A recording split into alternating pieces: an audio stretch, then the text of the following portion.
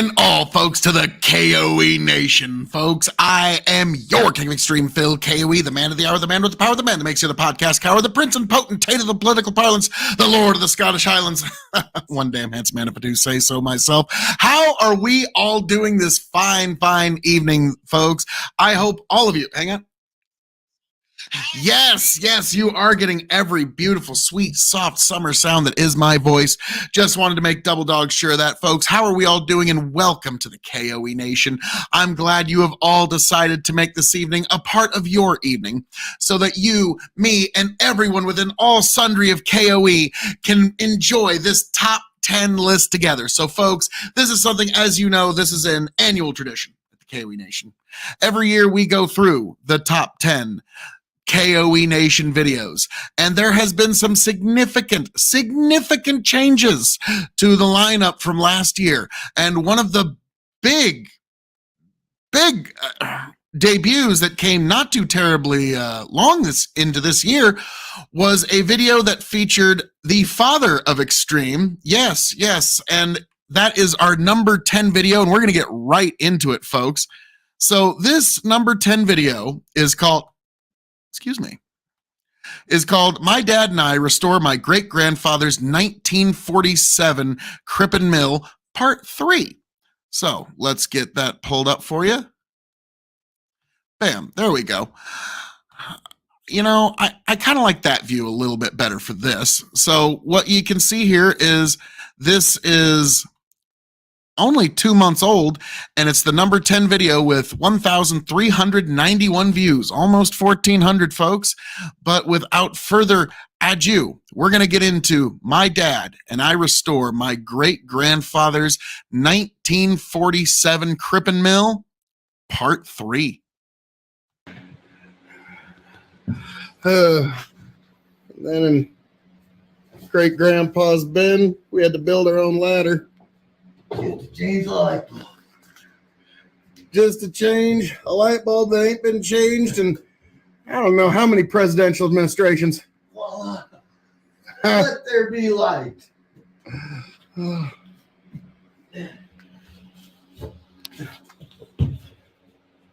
There's the bottom of the bin there. And these rods hold the bin together from breaking apart when it's full of rain. They also are handy for a ladder. Yeah, believe it or not, those rods will even hold me. They're pretty sturdy. I was about to say. No longer needed. Sweet. Technology, no longer needed. Nice. Sweet. Well.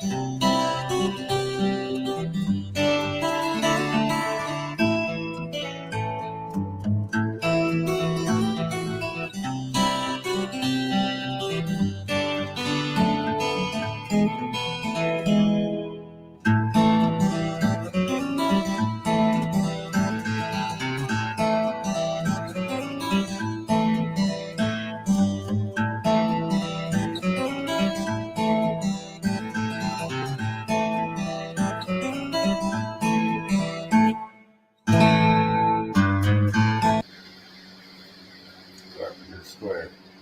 Speeds things up immensely.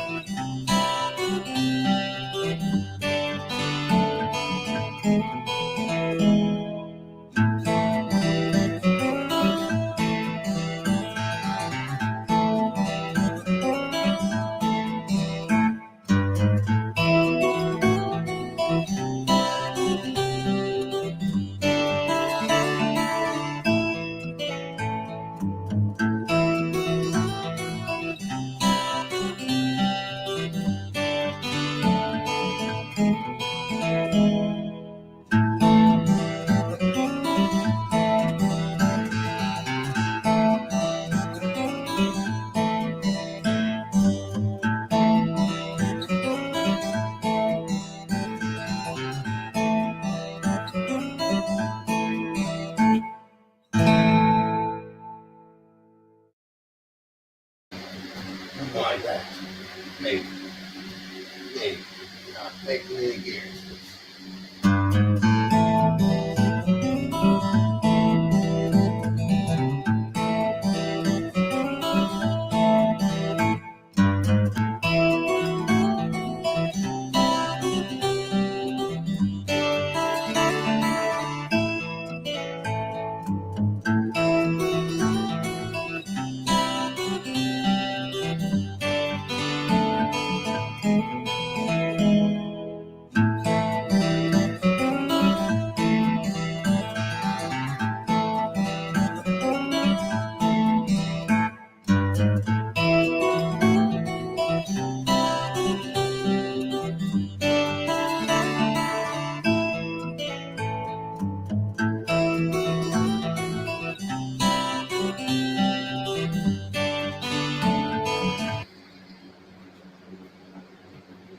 Liquid nails. Good stuff.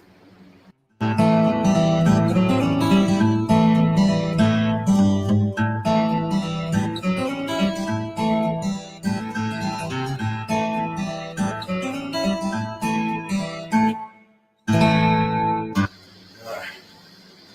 Got my strainer in place. Fine.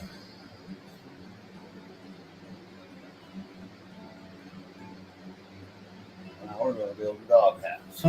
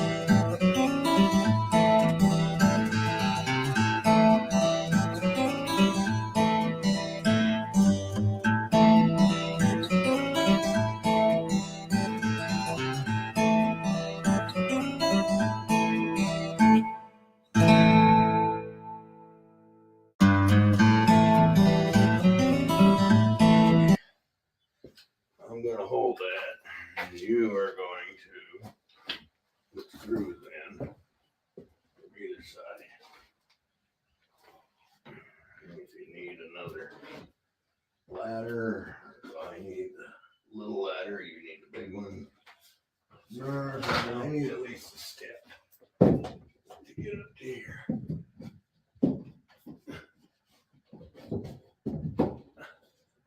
Don't want to screw it right through it. Go backwards.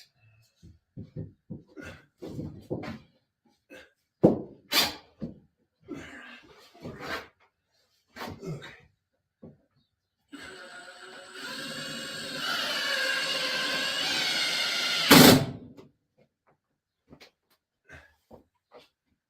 Yeah, just put another one on top or bottom. I don't know what you did.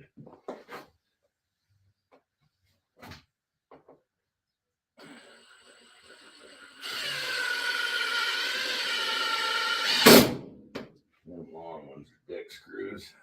They dig a lot quicker. I like them. I'm about sure. Yeah, you don't have to Nothing. spin for 3 minutes to try to get it to take. You just get 2 in anywhere you can.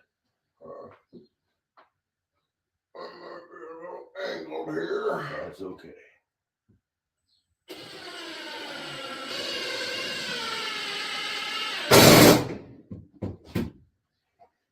Okay, I'm over somewhere.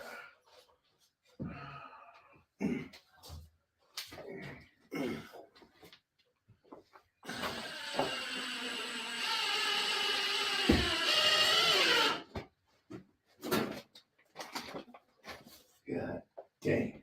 I got the drill bit set up, but I didn't bring it up here. Oh, there it is. Sweet. Not I brought. Now, we're going to do something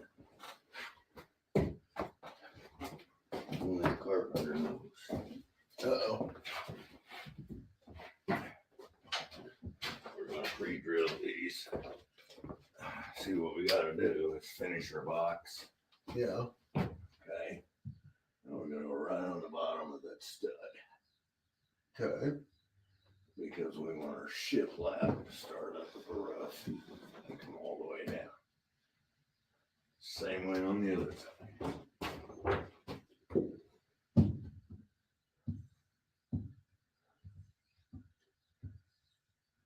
Just like that. Okay. And notice they're both too long. Mm-hmm. And then we'll put this piece in wherever we want it and saw extra off. Okay. Saves you time rather than trying to measure all that shit. So I'm going to drill some holes because otherwise it'll push it when you try and drill at an angle. Okay. Drill some holes and we'll put a daub of liquid nails on it. That's for. So once we get this here, it's going to be wiggly. Mm-hmm. The minute we put the square piece on with the hole cut out of it, it's going to stiffen it. Okay. Okay. So this will do all 4 of them while we're doing it.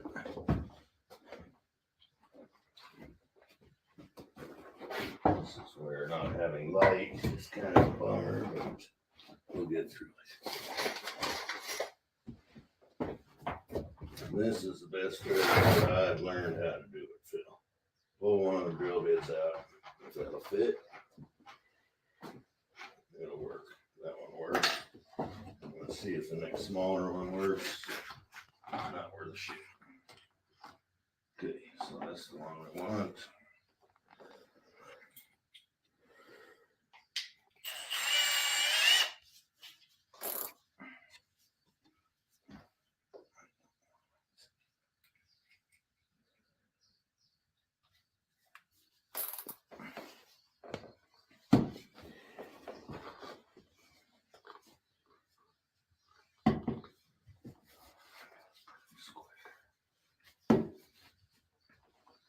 Definitely tilted.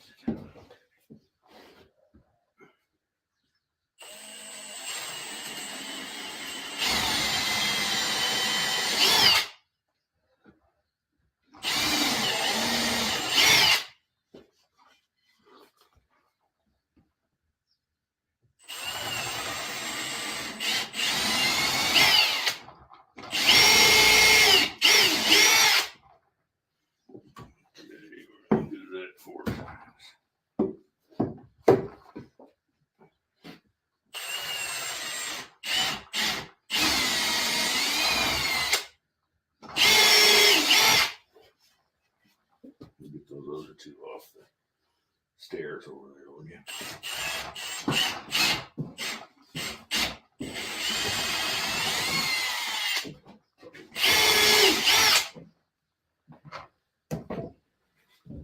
Okay, I'll do this. You want to get the caulking gun ready, or is it ready? I got as ready as it can be, really. Okay.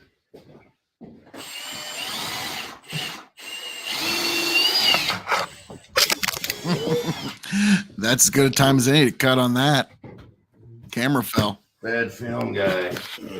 Not the carpenter, it's the film guy. So, man. So, folks, that is video number 10. So, folks, how are we all doing this evening here at the K.O.E Nation? Now, this next one's kind of a blink and you'll miss it. Now, but before we get into that, Bandit had a couple of questions. So, was that like buying a house in the 1920 Sears catalog? The whole building as it stood was what is, quote, the mill, or is it a piece of equipment within the building? That Crippen mill is a piece of equipment that was craned into the second floor of our mill. My great grandfather kind of knew my grandpa and my great uncle would want to sell it if they had half a chance. So he craned it into the second floor so they could never do it. And so we have it to this day. And so this is our restoration project. And then Bandit goes, of course it would have helped if Phil had charged the battery. Yep, it's all me. I am the ne'er-do-well. Yes, it is true. It is true. Now, moving onward and upward, folks, this one is a blink and you'll miss it video. It's not very long at all, and this is from 1957. This is an advertisement for the John Deere 1957 number 55 combine, which is really something, folks. So, without further ado, let's just get right into this one. Ever since its introduction, the 55 Combine has been the leader of the self-propels. Today, the new 55 is an even better combine. It's easier and more comfortable to operate, and it's still more efficient mechanically. Hit one wrong bump and that thing's going to throw you right off. With the 55, you'll be able to harvest even more acres per day to save more grain, regardless of the crop or field condition. It's available with either 12 or 14-foot platform.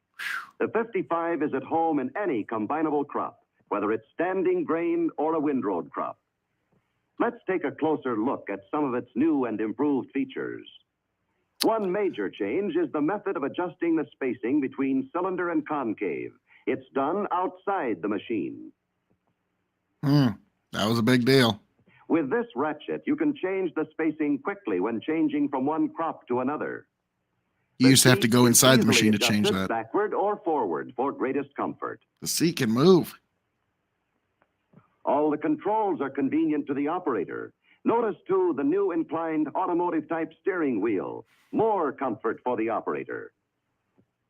Other changes inside the new 55 include new spring steel concave extension fingers. Things we take for granted. Reinforced wing beater. A new reinforced front concave feed plate. And new longer return pans for the straw walkers. Like, this all looks quaint by today's standards, but yeah, this was a big deal at the time. Operator's platform. See how the variable speed and platform hydraulic controls have been relocated for improved accessibility. A center delivery auger feeds the clean grain into the new 55-bushel grain tank. A new John Deere 6-cylinder, 64-horsepower engine powers the new 55. All of these changes and improvements add up to a better combine, an improved self-propelled that is bound to save you money through many years of dependable harvesting. So there you have it with the number 55. And no, this video was from 1957, where I do recall, I think color technology was kind of in vogue by then, but not 55. This was just the number 55 combine. I believe that was the 55th patent John Deere had ever secured. I could be wrong on that, but I believe that's why it was called the 55. Or maybe that's the year it was originally built, was 1955, and these are just improvements on the 1955 model. I think that's actually closer to the truth there. A whole 64 horsepower, indeed. Yeah, Bandit. Well, that was a big deal in that time. Like, in those times, a car having 2 horsepower was considered a powerhouse. So, yeah, 64 horse on a John Deere. Yeah, that was a deal. Pastors. That was a deal. All right, now moving onward and upward to number 8. This one is, I have to thank Lethe Water for this one. He asked me to read from 1 Timothy's, and it turns out that it gave the answer to a very controversial topic indeed. So without further ado, this is number 8, my reading of 1 Timothy's. 1 Timothy, chapter 2, verses 11 through 15. King James Version. Let the woman learn in silence with all subjection. But I suffer not a woman to teach, nor to usurp authority over the man, but to be in silence. For Adam was first formed, then Eve. And Adam was not deceived, but the woman being deceived was in the transgression. Notwithstanding, she shall be saved in childbearing, if they continue in faith and charity and holiness with sobriety. Thus ends the reading of God's holy word. Now, some folks consider this a controversial verse from the Bible. Some folks consider this a dated one. But when you realize 1 Timothy is how a church should be structured, it's basically an instruction manual for that. So this was actually a request from a good friend, Lethe Waterkai. You can find him on YouTube and Twitch, and very, very nice man. And he wanted me to read this because he thought, well, look at how dated this is. Don't you think so, Phil, K.O.E? And Lethe, you are always going to find, when you think you find something dated in the Bible, look a little deeper and you're going to find it to be timeless. Because Lethe, my good sir, you helped me find the definitive verse that answers the question beyond a shadow of a doubt of the question of female pastors. It's laid out right there. 1 Timothy is how you should structure a church, and this is pretty much definitively answered the question. Now, I have to thank you, Lethe, because I, being a former Catholic, I don't think it would surprise you to know that I was not, like, I just kind of had a gut feeling, like, I don't know about female pastors. I don't, like, I feel like this probably isn't right, but I didn't have any scriptural underpinning to justify that. And I was like, no, it can't just be a gut feeling. It has to be in the scripture somewhere. And Lethe, God bless you. You helped me find it, sir. So, I mean, even now, Lethe, the Lord is working through you to help reveal the truth to so many people. Lethe, the day you come back to the kingdom of Christianity with all of us, it's going to be a beautiful day. I look forward to that day, sir. Oh, let's just say it's going to be one of the greatest days of any of our lives. God bless all of you people. I hope all of you make it back here to the K.O.E. Nation, happy, healthy, much the wiser. And if there's a biblical verse you'd like me to read, one that means something to you or one that you're curious about, because yes, this one I asked my pastor, what is the wider context here? And he gave me some great instruction. And folks, that is why, we all seek salvation through Christ, but sometimes it's pretty handy to have a pastor to help lead you through the pasture. So folks, God bless every last one of you. I hope all of you make it back happy, healthy, much the wiser. Lethe, God bless you too, sir. God bless every last one of you. Travel well. And there we have video number 8 in the K.O.E. Nation Top 10, folks. So this next one here is a little bit of a change from what we just saw there, but it's still a marvelous, marvelous video that I do truly enjoy. And this one has, let's see, 2,051 views. This is the Dalmore Trio Single Malt Scotch Whiskey, a review. So this is a great classic from 2021. Tony G and I reviewing the Dalmore Trio. And for some reason, this is the one that caught.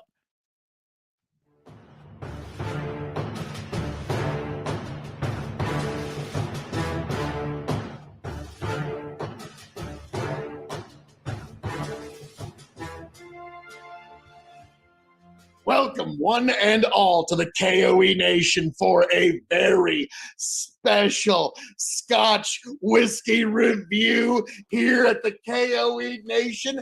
I am the devilishly handsome outlaw himself, your king of extreme, Phil K.O.E., the Lord of the Scottish Highland, here to give a Highland single malt Scotch whiskey review, here with my indomitable broadcast partner, the one, the only, Excited Tony G. Like, share, subscribe. Oh, this one's going to be good, T, because this is another travel exclusive from the Dalmore. And, oh boy, howdy. This is one of the final pieces to an almost complete collection here. So, the Dalmore Trio, the new travel exclusive series, and it also comes in this awesome liter bottle. So I'm gonna let you get into the back there, T, and don't hit me with the palate yet. If I may. A royal heritage. You're probably familiar with this one by now, folks. Bestowed in 1263 by the King of Scotland, the Royal 12-point stag proudly adorns each bottle of the Dalmore, encapsulating the distillery's regal legacy. Hang up. Ooh, Little soft, little soft. soft and subtle. The art of the Dalmore. For over 150 years, the Dalmore has set the standard in multi-cask maturation. Carefully compared, spirit, and hand-selected casks from the world's finest bodegas and wineries are expertly curated to create a sumptuous and layered whiskey of legendary fitness. The Trio, a captivating single malt, beautifully orchestrating the influences of first fill ex-bourbon aged Pawnee port and exclusive Methuselah sherry cask finishes. So this is bourbon, sherry, and port. Oh God, yeah, those are Well, all things. That sounds like the yeah, so much. Okay, that's Wow. very soft cherry. I was thinking wine. That's probably the port though that I'm getting. Yeah, soft cherry, but Very soft. the port comes through for me. But I'm a sucker for port. Yeah. What can I say?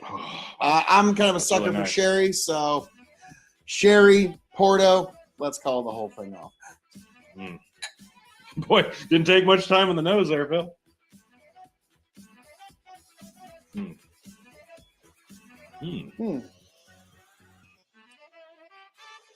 Oh, there it is. Oh yeah, Coca powder. yeah. There's the port. Yep, the port's on the back there. But That you get the that's- coca powder first. That slowly intensifies. At first, it's incredibly light, and then it gradually increases, and then in comes the port. The finish, I get maybe a little bit more of the sherry on the finish. Yeah. Now I'm looking forward to putting this one up against I believe it's Valor, because the cask aging is pretty much the same. Well, it's not the same because they age a standard Dalmore and then they add a little bit of port finishing. This is blended of 3 different whiskeys. So Yeah. that's more how you would want to arrive at getting the 3 of them together. And this one's The aroma: raspberry tart, Seville oranges, and Morello cherries, dipped in caramel. On the palate, damson plums, manuka honey, and coffee latte.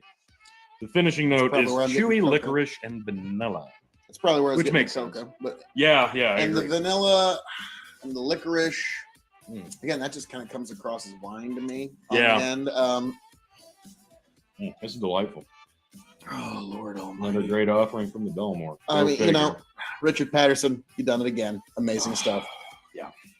How are we rating this? We're gonna grade this as a single malt Scotch Yep. on a 5-star scale, All right. as a Scotch on a 5-star scale, Okay. as a whiskey on a 5-star scale, Yep. It's shelving, and then the secret fifth question. 5 stars, for those who don't know, means you need to have this before you shuffle off this mortal coil. And half star means, you can leave it behind. So, Tony, as a single malt scotch, how do you grade this? I will give this a 3.75. Why do you say that, sir? It encompasses everything I love about the process of making a single malt. Like you said, bourbon, sherry, port, across the board. It's wonderful. It's just a little bit light. Now, again, I don't want to get hung up on proof or ABV, which this is. Let me check. I believe 46, if I'm not mistaken. Yeah, it's going to say on the top there. Oh, no, this is 40%. 40. Yeah, I was about to say it's light enough. It is a little bit lighter. Well, I think it's also because when you've got like the Dalmore 12-year, the Dalmore, like a lot of Dalmores are very powerful with their flavor. Intense. This one is very light, sippable, and approachable. And for that, I'm going to agree. 3.75 is a single malt scotch. Yep. Now, as a Scotch whiskey, I'll go 4 because this has got a great flavor. It hits home run on everything I like about Scotch. So, yeah, simple enough. It's a little light again, but no, the flavor profile is absolutely fantastic. I'm going to disagree, but only just, and I'm going to give it 3.75 again. I had a feel. It's just right there for me. But again, it's like you said, it's light, and when you think Dalmore, you think just a symphony of flavors, right. And this one is a beginning trio. Hey, who would have thunk it? But so, as a whiskey, Tony G. As a whiskey, go 3.75. You know, you could almost mix this one. You could, any actually. Dalmore, like if you were going to mix it, this one would be one you could actually do it with. Yeah. Now, remember USD what this one cost? I believe this one was right around 80. Okay, 80. Give or take. All righty. So, and we will get there, folks. Yeah, I'm going to agree. 3.75. For me, this is a 3.75 whiskey through and through. Doesn't really matter how you grade it. It's 3.75. It's way better than the median. It's just barely not quite 4-star, but it's amazing stuff. Yeah. Now, shelving. Oh, it's Dalmore. It's a top. I was about to say, I've got a couple of Dalmores that could sit next to on my top shelf. Sure, a couple. Yeah, just a few. Yeah. And that's right where it's going to go, on the Dalmore shelf. Dalmore and friends. Yes, Dalmore and friends. Dalmore and friends. So, yes, that just happened. In terms of, now, Tony, $80 USD for this whiskey. If you were to see this, would you pick this up?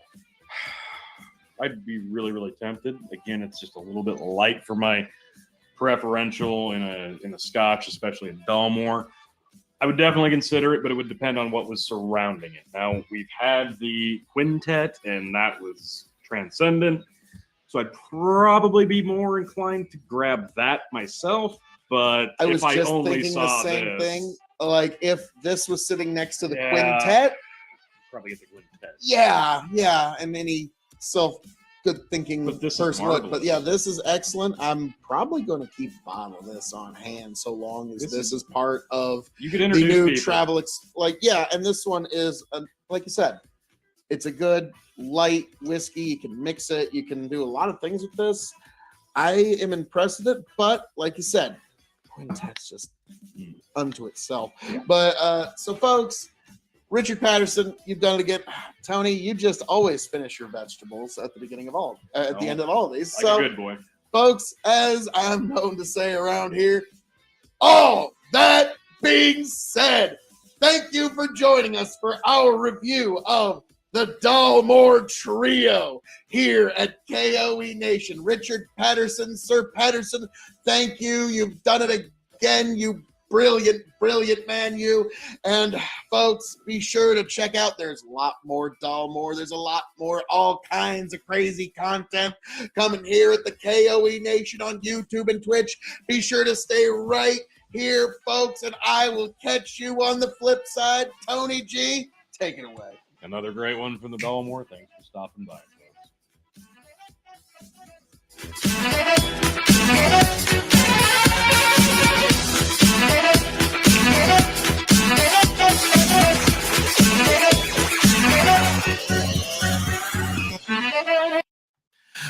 Yes. So the review of the Dalmore Trio single malt scotch at number 7. Now, number 6 here is a little different.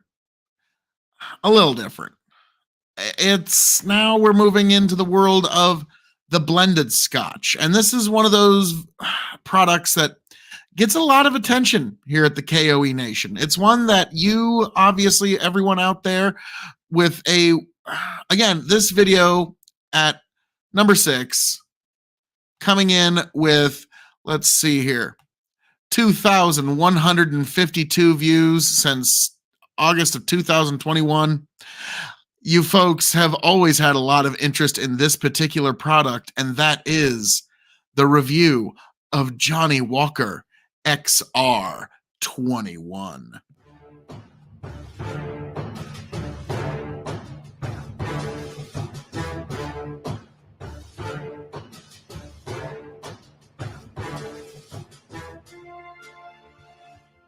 Welcome, one and all, to the KOE Nation for a very special spirits review.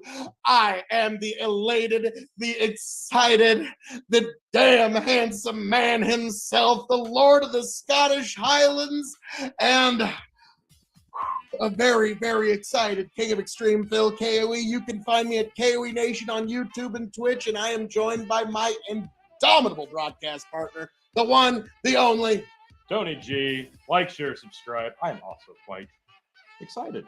Yes, this is one I've been looking for, but I needed to wait until the right price showed up. And it finally hit, and Johnny Walker XR21. I've been holding on to this bottle for some time. But yeah, I finally got one for well under even the price of a bottle of Johnny Walker Blue, so I had to spring on that. Yeah. Yep. So Can't pass that by. All right, without further ado, folks. All right, shake it out. Here we go. Let's get into it. This is a gorgeous presentation of a box, and the bottle. When this showed up, I was mostly impressed by the bottle. I'm like, wow, that's a pretty box. But that bottle, wow. That's not something I expected from Johnny Walker. You're pretty accustomed to their square bottles and their presentation, but this is next level stuff here. I mean, it's fair to say that this is like almost decanter Yeah. level. That's the first thing I thought. I'm like, that's a hell of a decanter. So the cork alone on that thing, is quite gorgeous, and it pretty much makes it idiot proof. Yeah. Tells you right where you need to do it. So while I get this prepared, T, will you? I shall. On the back of the box, as you take your very first sip of Johnny Walker & Sons XR 21-year-old, give it the time it deserves. Time to enjoy each and every layer of rich flavor. Hang on. Oh yeah. Very nice. To create this mellow and indulgent blend, I've used an extremely rare 3-stage blending method usually reserved for our most exclusive whiskeys due to the time and complexity required. I crafted a deliciously sweet, creamy, and spicy vanilla core using rare casks of 21-year-old grain whiskeys from the now silent port Dundas Distillery. Individual casks were carefully combined and given extra time for the flavors to marry and the exceptional smoothness to come to foray. When these flavors were perfectly balanced, I introduced further whiskeys matured in American oak, including ex-bourbon casks to further nurture this intense sweet part of this complex blend. With the heart of the blend fully established, I built layer upon layer of rich fruit and malt flavors, drawing on selected reserves of 21-year-old single malt whiskey, including from legendary Speyside distilleries, Mortlach and Cardew. Oh, Of course. This exceptional blend of perfectly matured whiskeys is supremely smooth and complex, with intriguing layers of intense. I'm not going to say anymore. I can't say anymore. yep. Let's get into I'm that already after quite we've- intrigued. And let's be I can smell the aged grain whiskey, and I have never smelled grain whiskey this old before. Oh, and that's then rich. you get to the malt. Then you get to Yeah, there's fruity flavors, but it's not the first thing that hits you. I wasn't kidding about the layering. Even on the nose, it's there. Oh yeah, the fruit. Yeah, Wow. This is the first time in my life I have ever smelled a grain whiskey this old. Yeah, I don't think I'd have any experience higher than yours. So No. I mean, like most of Gotta our agree. older whiskeys are single malt. Wow, And so this is- this does have that distinct Cardew Johnny Walker scent to it, but you're right. With- The grain and But the it's got fruit. that corn grain in there, and This to me has it's got it's that. like cornbread and fruity malt. If you walk into a fresh produce section where it's really kind of enclosed and you really can smell the freshness, that's what this reminds me of. Yeah, I'm getting cornbread. Yeah, this is beautiful. Oh, Really, really nice nose. I mean, I love the smell of some of the Johnnies, and I really like Cardew. So this is a fantastic nose.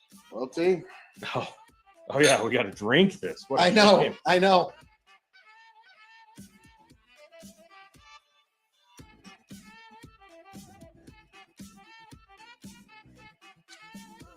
Oh wow. Oh, well, that kind of pops there. Okay. I'm pinpointing on the Cardew, and it's hard not to because we're so used to that flavor. Oh, wow. But there's a lot surrounding that Cardew flavor. There is. I mean, there's a lot. I'm having trouble just picking one thing out. But Okay. Give your flavors before I give my flavor impressions. Because I left it on the tongue for 21 seconds. Went up banana. and down. I really taste the oak. There's a rich spiciness, but I can't pinpoint what it would be. Maybe a cinnamon, but that's not where my head went first. Banana and oak and just this candied cinnamon spiciness that I can't really.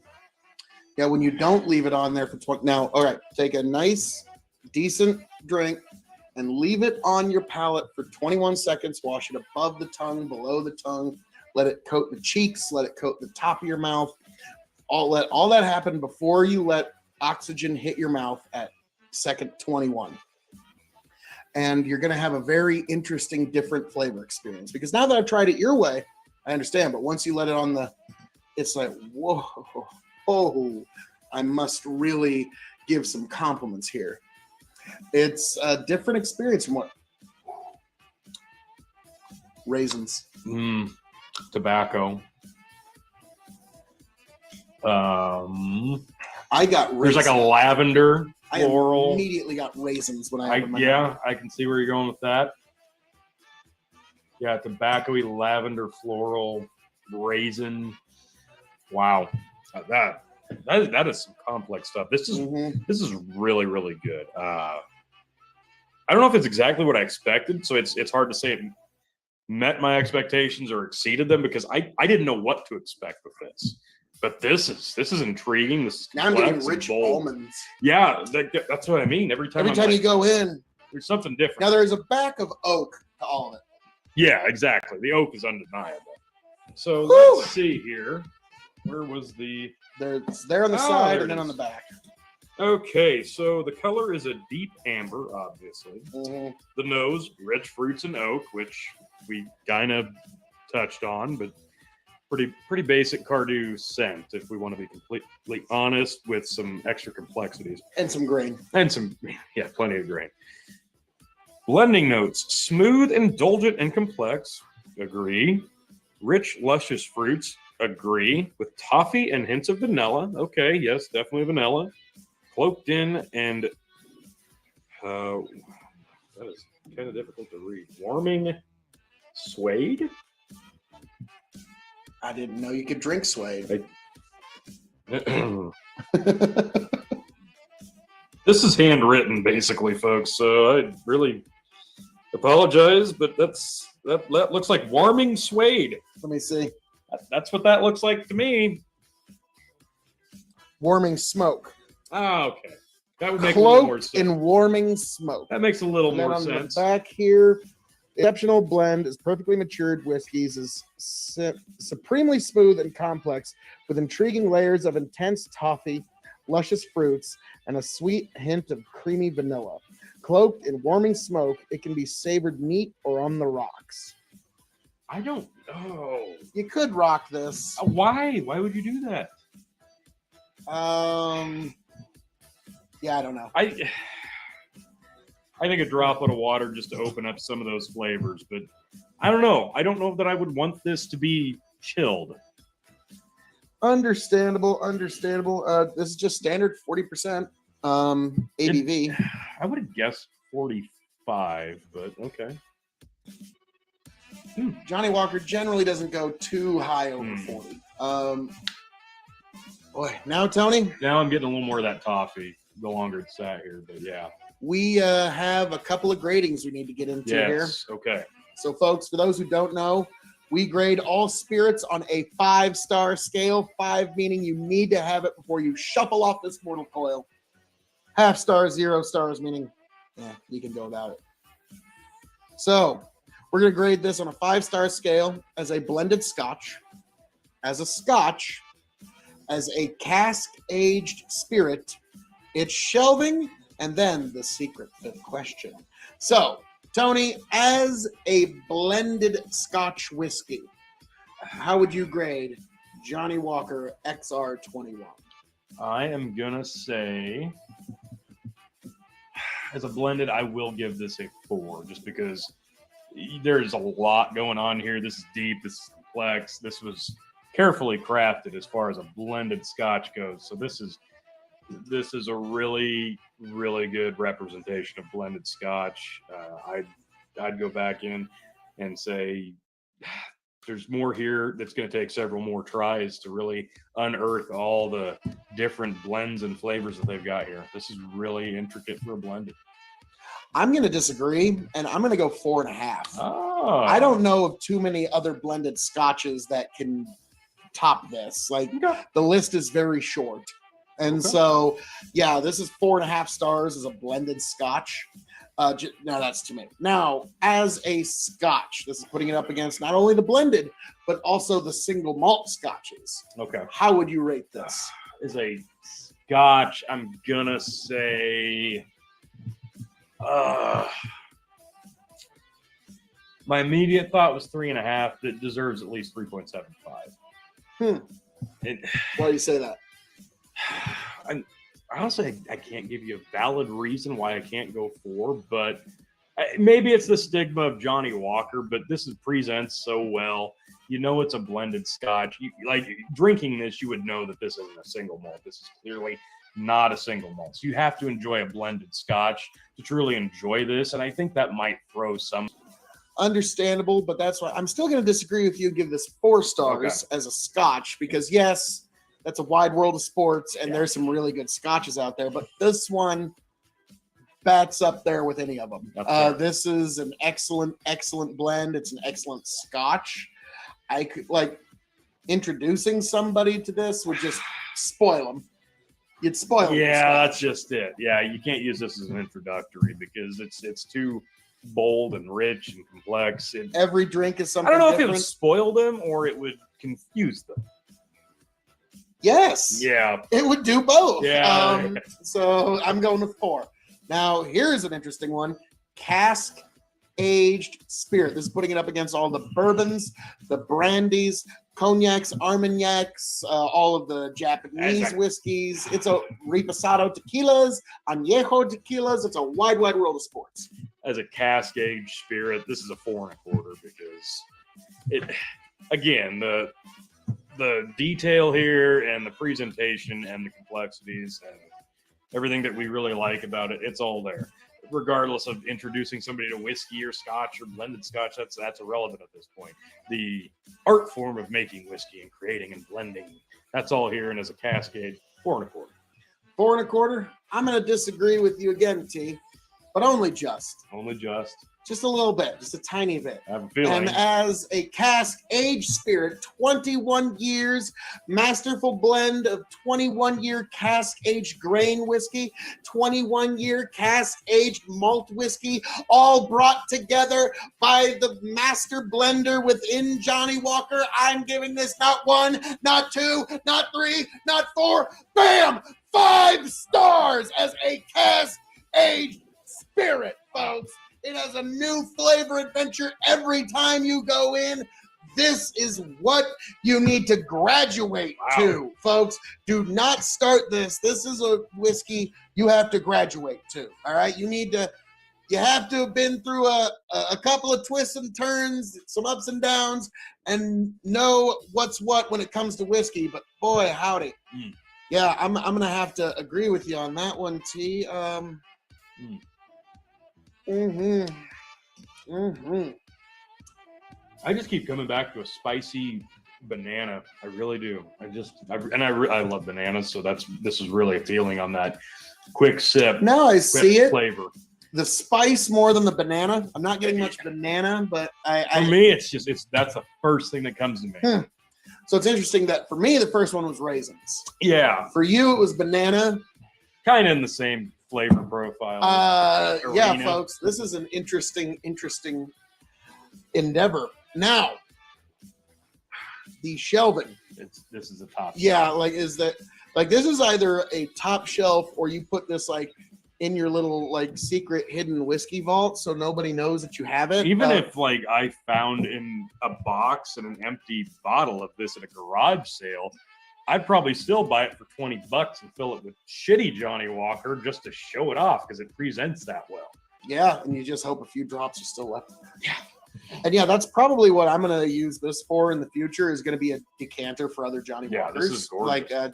This will probably be my Johnny Walker green decanter going forward. But yeah, beautiful bottle, beautiful whiskey, marvelous presentation. Now, the secret 5th question to those who are new to the show. When this bottle runs empty, will I seek another one? This cost me just a little over $120 USD. That's a steal.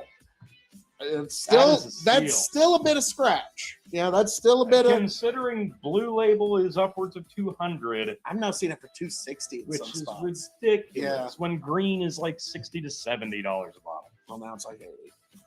That's probably still fair. So yes, folks, the reason I sprang on this is because I saw it for quite a bargain and I wanted to bring this to you, as well as we're going to put this up against other Johnny Walkers in the line so you can have a point of reference. But yes, I will probably seek this one out again. I already know at least one of my brothers is going to love it. So yeah, there's this one probably. That's why I'm trying to get the reviews out tonight, folks. Now that's been corked, I don't know how long this one's going to last. So yeah, now Tony, $120 USD. That's still a lot of scratch for any one bottle. It's a lot, especially for the Johnny Walker name. I'm a big fan of the green. I'm always going to have a bottle of that on my shelf, and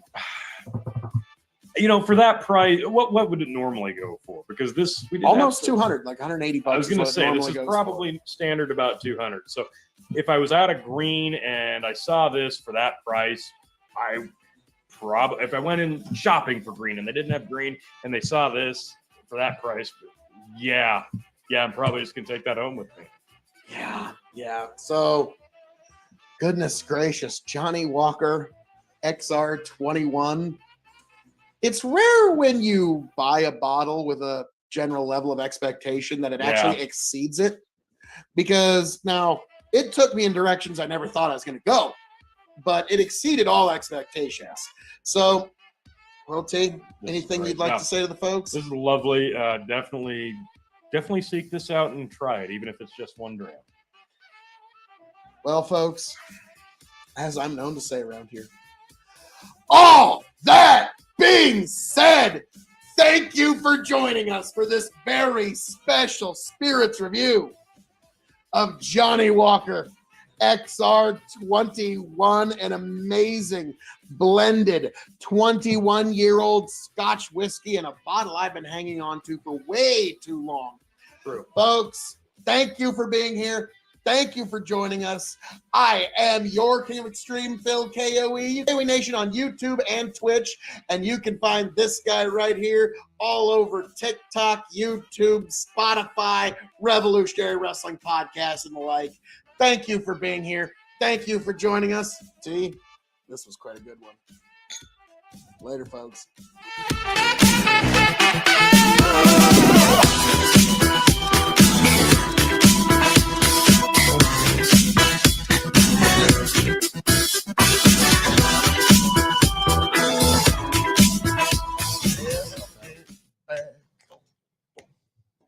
Tell you what I'll do. Yes. If I ever get Now, folks, we move onward and upward to now number 5, which is a very big departure from what you just saw. Number 5 most popular video in KOE Nation history as it stands today is actually my dad's favorite Bible verse, which is Psalm 23, 1 through 6. Many of you may know it. It's quite famous. It's quite well known.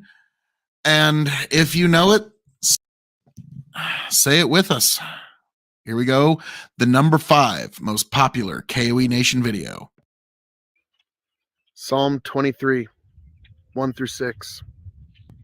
The Lord is my shepherd, I shall not want. He maketh me lie down in green pastures. He leadeth me beside the still waters. He restoreth my soul. He leadeth me in the paths of righteousness for his name's sake. Yea, though I walk through the valley of the shadow of death, I will fear no evil, for thou art with me. Thy rod and thy staff, they comfort me. Thou preparest a table for me in the presence of mine enemies. Thou anointest my head with oil. My cup runneth over.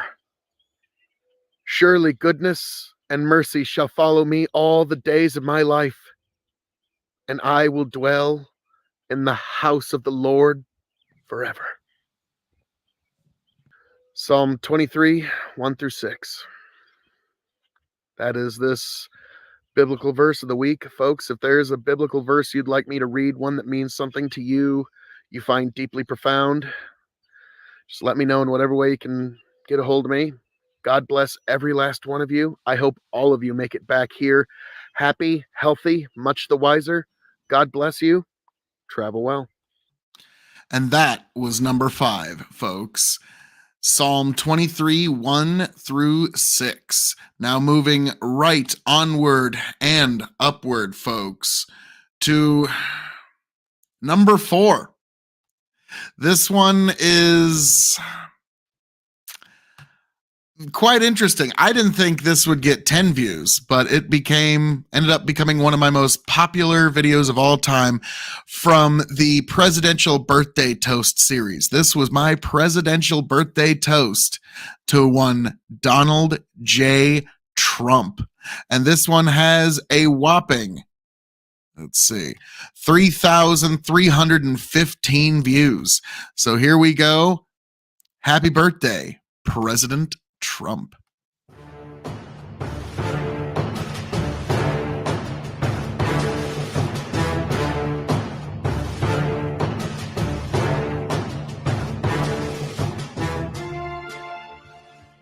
Happy birthday, President Trump.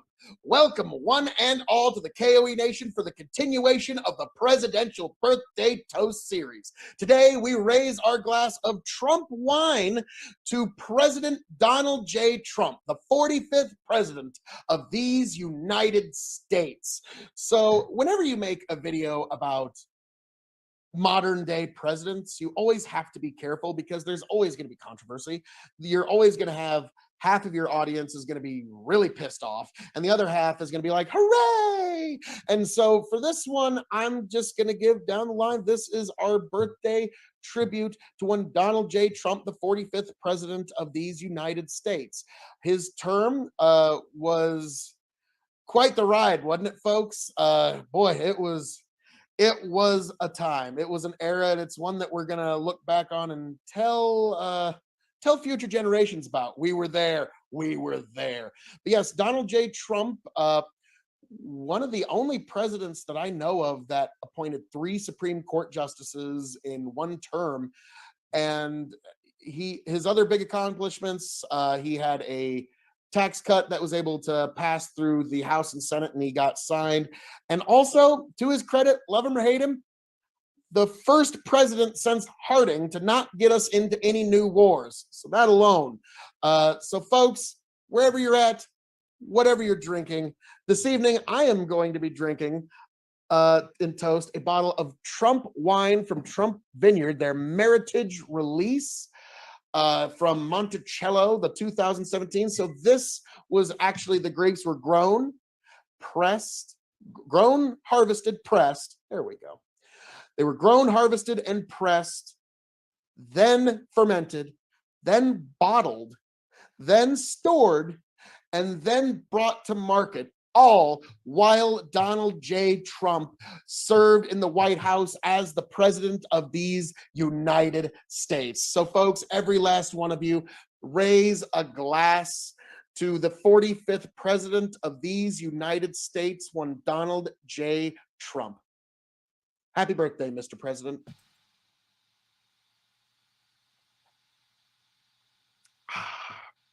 So folks, there's a lot more coming down the pike from the Presidential Birthday Toast series. Be sure to stay right here at K.O.E Nation, YouTube and Twitch to find it all. But we will get to those on their day. Today is President Trump's Day. Raise your glass one more time, folks, to Donald J. Trump, 45th President of the United States of America. Happy birthday, Mr. President.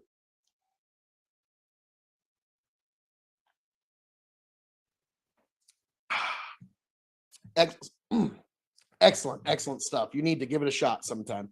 Their Meritage release from Trump Vineyards. But folks, thank you for being here. Thank you for joining us. And what the hey, it's my show. Raise your glass one more time to President Donald J. Trump. Happy birthday, Mr. President. Catch you around, folks.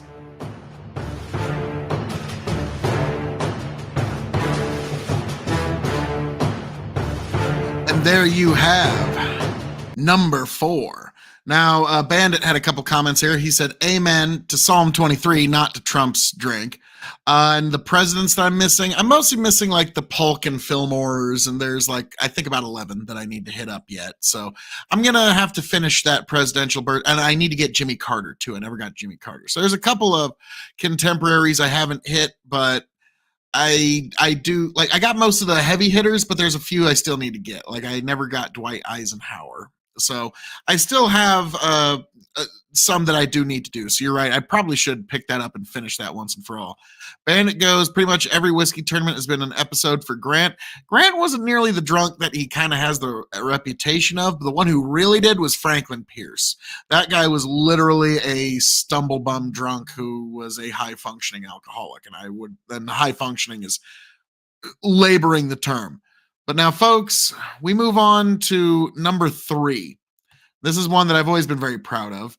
Now, pour yourself a drink, grab yourself a snack, because this one's going to take a few minutes, but this one coming in at a whopping 3,461 views, my audiobook reading of All Tomorrows by C.M. Kosman. And where I'm really proud of this is I found footage around my farm that I collected, and it kind of matched each point of the story. So the visuals match what the story is telling you. So this is something I'm actually very proud of.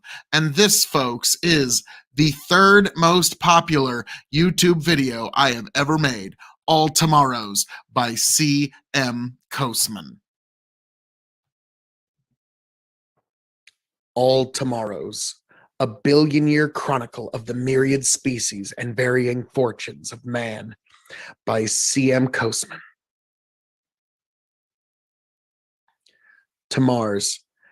After millennia of earthbound foreplay, mankind's achievements on a noteworthy level began with its political unification and the gradual colonization of Mars.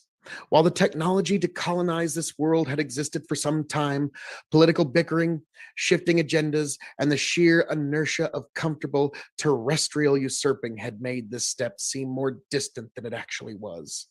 Only when the risks clearly began to present themselves, only when Earth's environment had begun to buckle under the strain of 12 billion industrialized souls, did mankind finally take up the momentous task. All through the decades, traveling to and later settling on Mars had been envisioned as quick, relatively easy affairs, complicated but feasible and manageable in short term. As the push finally came to shove, it was realized that this was not the case. It had to go step by step. Atmospheric bombardment by genetically tailored microbes slowly generated a breathable atmosphere in a cycle that took centuries. Later, a few cometary fragments were knocked off course to bring forth seas, oceans, water. When the wait was finally over, remnants of Earth's flora and fauna were introduced as specifically modified Martian remakes. When everything was ready, people came from their crowded world. They came in one-way ships, fusion rockets, and atmospheric gliders, packed to the brim with colonists, sleeping in dreams of a new beginning. The first steps on Mars were not taken by astronauts, but by barefoot children on synthetic grass. The Martian Americans.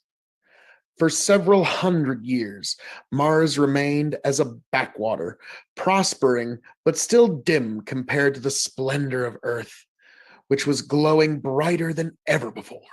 Thanks to the relocation of environmentally demanding industries to Mars, Earth could usurp everything without having to damage its tired biosphere.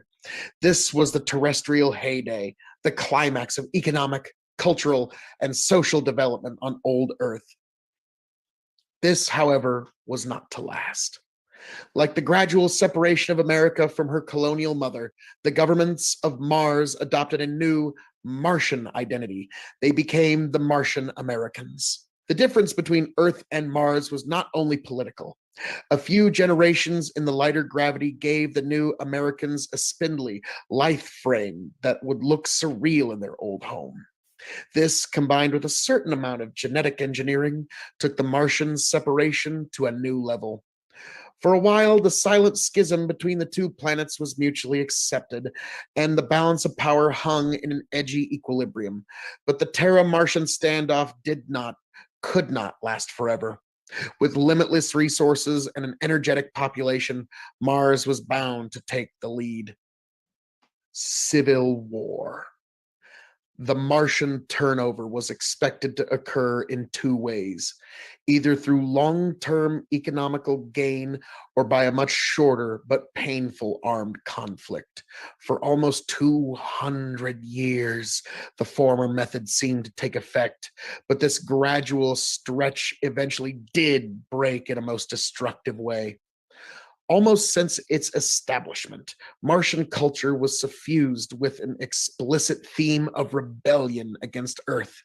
Song, motion pictures, and daily publication repeated these notions again and again until they became internalized. Earth was the old, ossified home that held humanity back, while Mars was new, dynamic, active, and inventive. Mars was the future. The ideology eventually reached its semi-paranoid revolutionary apex.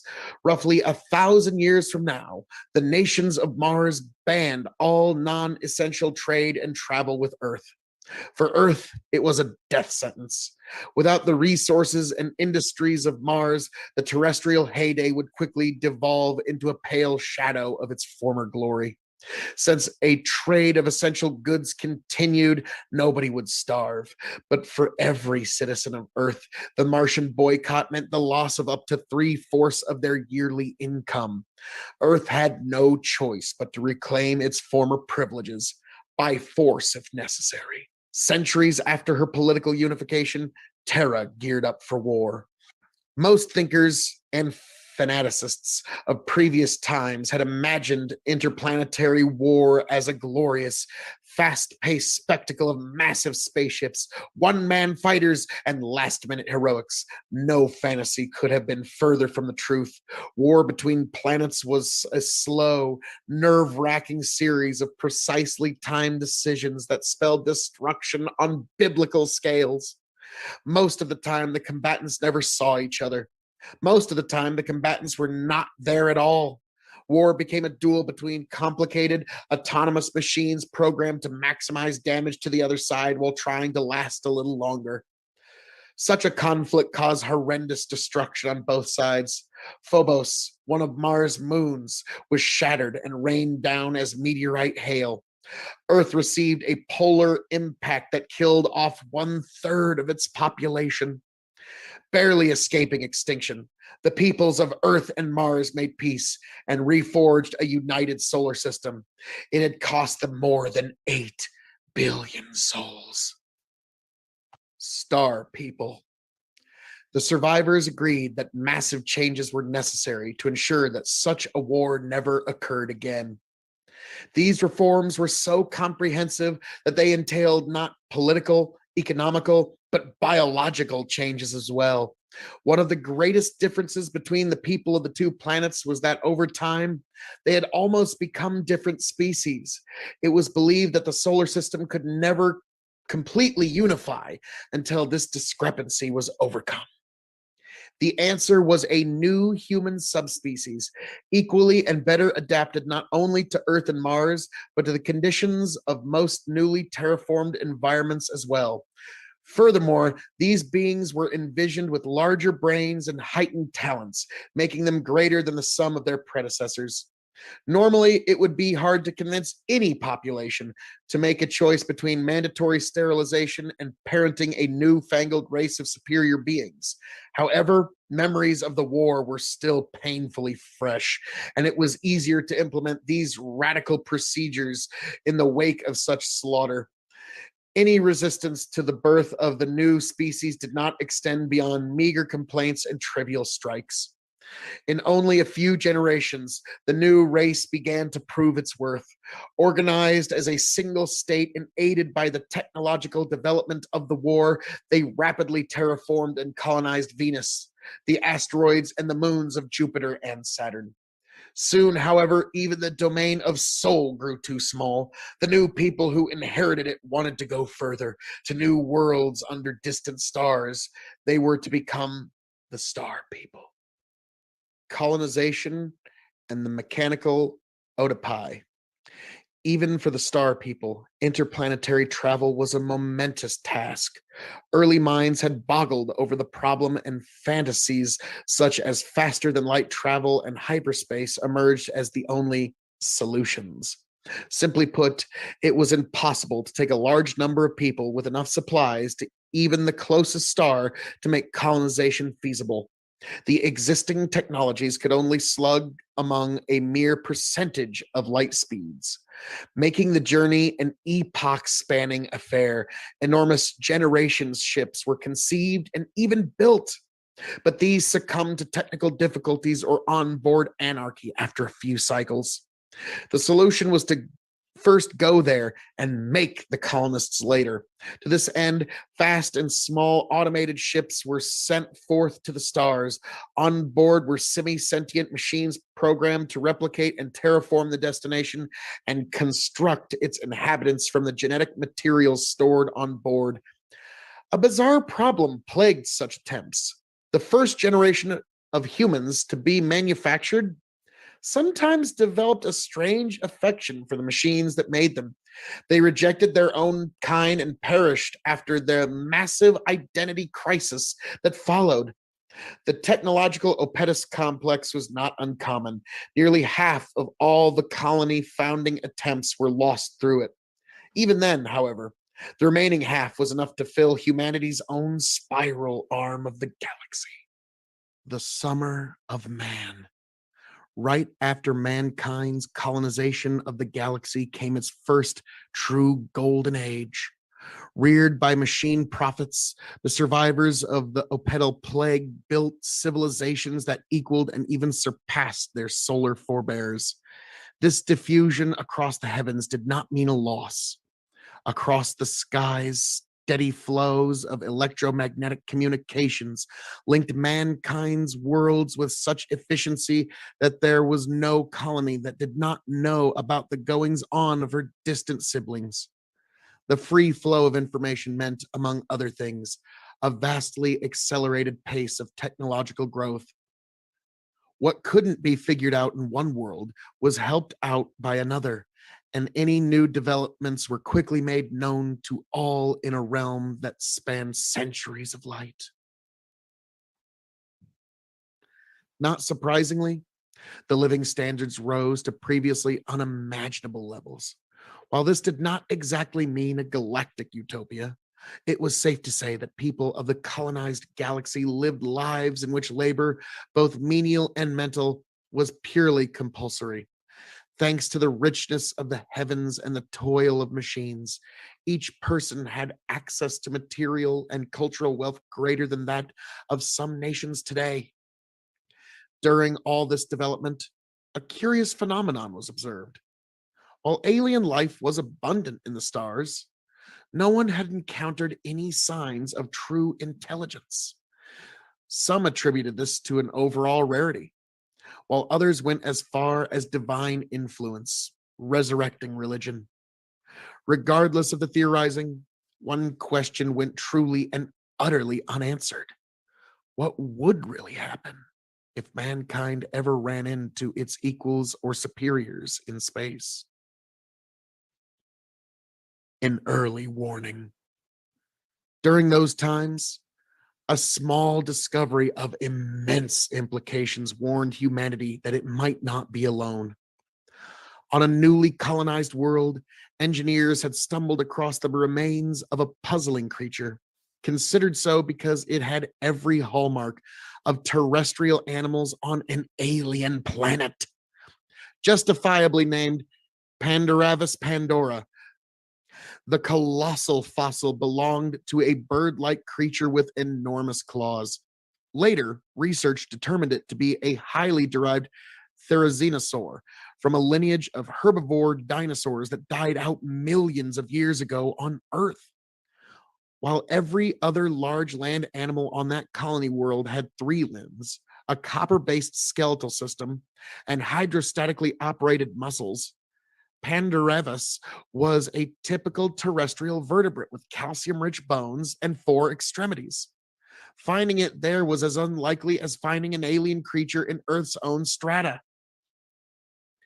For some, it was irrefutable proof of divine creation.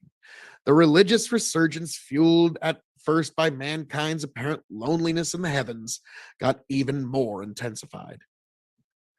Others saw it differently. Pandoravis had shown humans that entities powerful enough to visit Earth, take animals from there, and adapt them to an alien world were at large in the galaxy. Considering the time gulf of the fossil itself, the mysterious beings were millennia older than humanity when they were capable of such things. The warning was clear.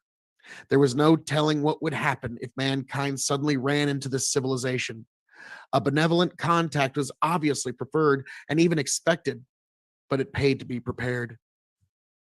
Silently, humanity once again began to build and stockpile weapons, this time of the interplanetary potency. There were terrible devices, capable of novaing stars and wrecking entire solar systems. Sadly, even these preparations would prove to be ineffectual in time.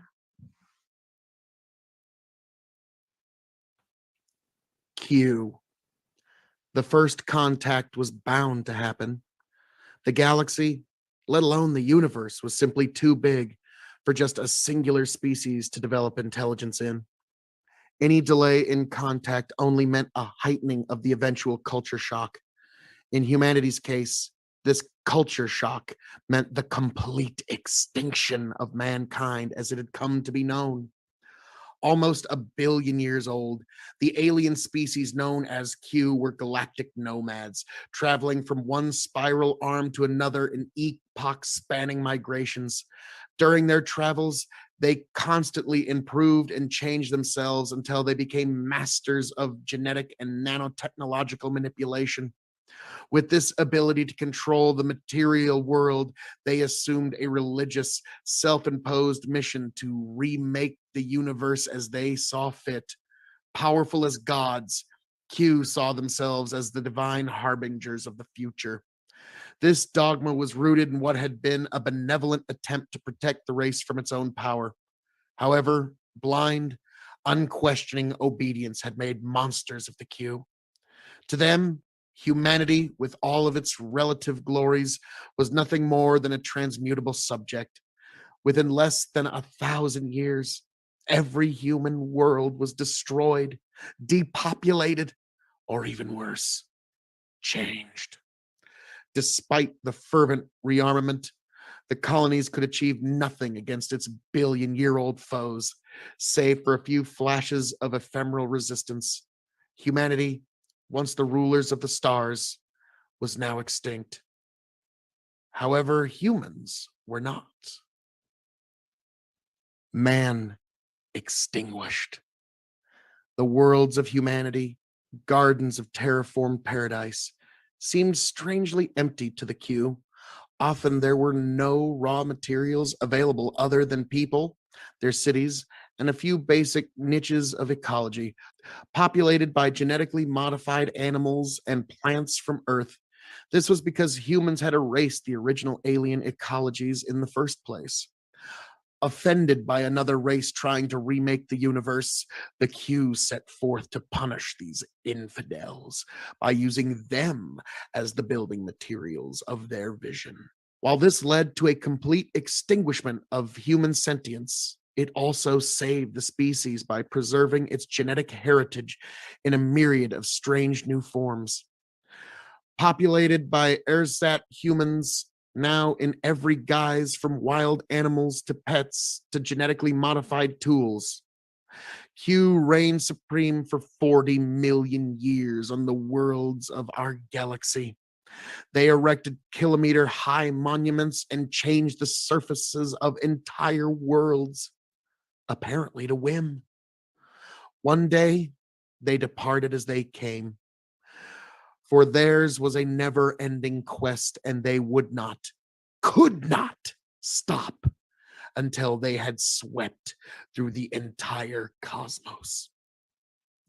Behind them, the Q left 1,000 worlds, each filled with bizarre creatures and ecologies that had once been men. Most of them perished right after their caretakers left. Others lasted a little longer to succumb to long-term instabilities. On a precious few worlds, descendants of people actually managed to survive. In them lay the fate of the species, now divided and differentiated beyond recognition. Worms. Their world lay under a scorching sun, its intensity made monstrous through the inventions of the bygone Q. The surface lay littered with husks of dead cities, baking endlessly like shattered statues in a derelict oven. Yet life remained on this unforgiving place. Forest of crystalline plants blanketed the surface, recycling oxygen for the animal life that teemed underground. One such species, barely longer than the arms of their ancestors, was the sole surviving vertebrate. Furthermore, it was the planet's last heir of the star people. Distorted beyond recognition by genetic modification, they looked for all the world like pale, overgrown worms. Tiny, feeble feet and hands modified for digging were all that betrayed their noble heritage. Aside from these organs, All was simplified for the life underground. Their eyes were pinpricks. They lacked teeth, external ears, and the better half of their nervous system. The lives of these Ezrat people did not extend beyond digging aimlessly. If they encountered food, they devoured it. If they encountered others of their kind, they sometimes devoured them too. But mostly they mated and multiplied and managed to preserve a single shred of their humanity in their genes. In time, it would do them good. Titans. On the endless savanna of a long extinguished colonial outpost, enormous beasts roamed supreme. More than 40 meters long by terrestrial measurements, these behemoths were actually the transmuted offspring of the star people. Several features betrayed their human ancestry. They still retained stubby thumbs on their elephantine front feet, now useless for any sort of precise manipulation except for uprooting trees. They compensated this loss by developing their lower lip into a muscular, trunk like organ that echoed the elephants of Earth's past. As bestial as they seemed, the Titans were among the smartest of the reduced submen that remained in the galaxy. Their hulking stance allowed for a developed brain, and gradually sentience reemerged. With their lip trunks, they fashioned ornate wood carvings, erected hangar like dwellings, and even began a form of primitive agriculture. With settled life came the inevitable flood of language and literature. Myths and legends of a bygone, half remembered past were told in booming voices across the vast plains. It was easy to see, within a few 100,000 years, humanity could start again with these titanic primitives. Sadly, as a catastrophic ice age took over the Titans' homeworld, the gentle giants disappeared, never to return. Predators and prey. Devolved predators were common among humanity's feral worlds. Most of the time, they resembled the vampires, werewolves, and goblins of bygone lore, hunting equally subhuman prey with a combination of derived weaponry. Some had enormous heads with large, killing teeth. Others tore their victims apart with talon like feet. But the most common kinds bore modified fingers and thumbs, bristling with razor sharp claws. The most efficient of these predators lived on one of mankind's first off world colonies. In addition to paw like hands with switchblade thumbs, they also had grasping tooth studded jaws on disproportionate heads with large, sensitive ears. All of these served to make them the dominant predators on their home planet. They ran the prairies, stalked the forest, and ranged through the mountains in pursuit of different people. Herbivores, saltators with bird-like legs. While their prey lapsed into complete animosity, the hunters managed to keep the spark of intelligence alive in their evolutionary honing. Mantelopes. Not all devolved people lapsed into complete bestiality. Some held on to their minds while losing all of their physiological advantages to the genetic meddling of the Q. A singular species was a prime exemplar. They had been bred as singers and memory retainers, acting much like living recorders during the reign of Q. When their masters left, they barely survived, reverting into a quadrupedal stance and occupying a niche as grazing herd animals. This change was so abrupt that the newly evolved mantelopes endured only due to the forgiving sterility of their artificial biosphere. The mantelopes, equipped with full, if slightly numbed, human minds and completely disabled animal bodies, lived agonizing lives. They could see and understand the world around them, but due to their bodies, they could do nothing to change it. For centuries, mournful herds roamed the plains, singing songs of desperation and loss. Entire religions and oral traditions were woven around this crippling racial disability, as dramatic and detailed as any on bygone Earth. Fortunately, The selective forces of evolution made their agony a short-lived one. Simply put, a brain was not advantageous to develop if it could not be put to good use. A dim-witted, half-minded mantelope grew up faster than a smart one and grazed just as efficiently. The mantelope's animal children overtook them in less than 100,000 years, and their melancholic world fell silent for good. Nothing was sacred in the evolutionary process. Swimmers. Perhaps because their life cycle involved an aquatic larval stage, the Q had transmuted a large number of their human subjects into a bewildering array of aquatic creatures. Taken care of by specially bred attendants, these post-human water babies came in every shape and size imaginable. There were limbless, ribbon-like varieties of eel people, whale-like behemoths, decorative people who swam by squirting water out of their hypertrophied mouths, and horrifying multitudes of brainless wallowers that served as food stock.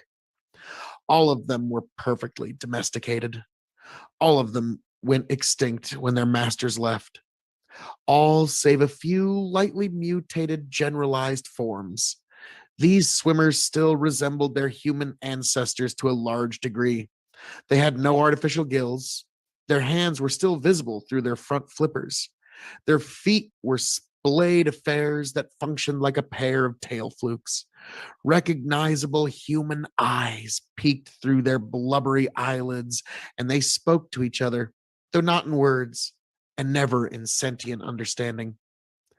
For millennia, they swam the oceans of their ecologically stunted world, feeding on diversifying kinds of fish and crustaceans, survivors of the food stock originally imported from Earth. With the intervention of the Q gone, natural selection resumed.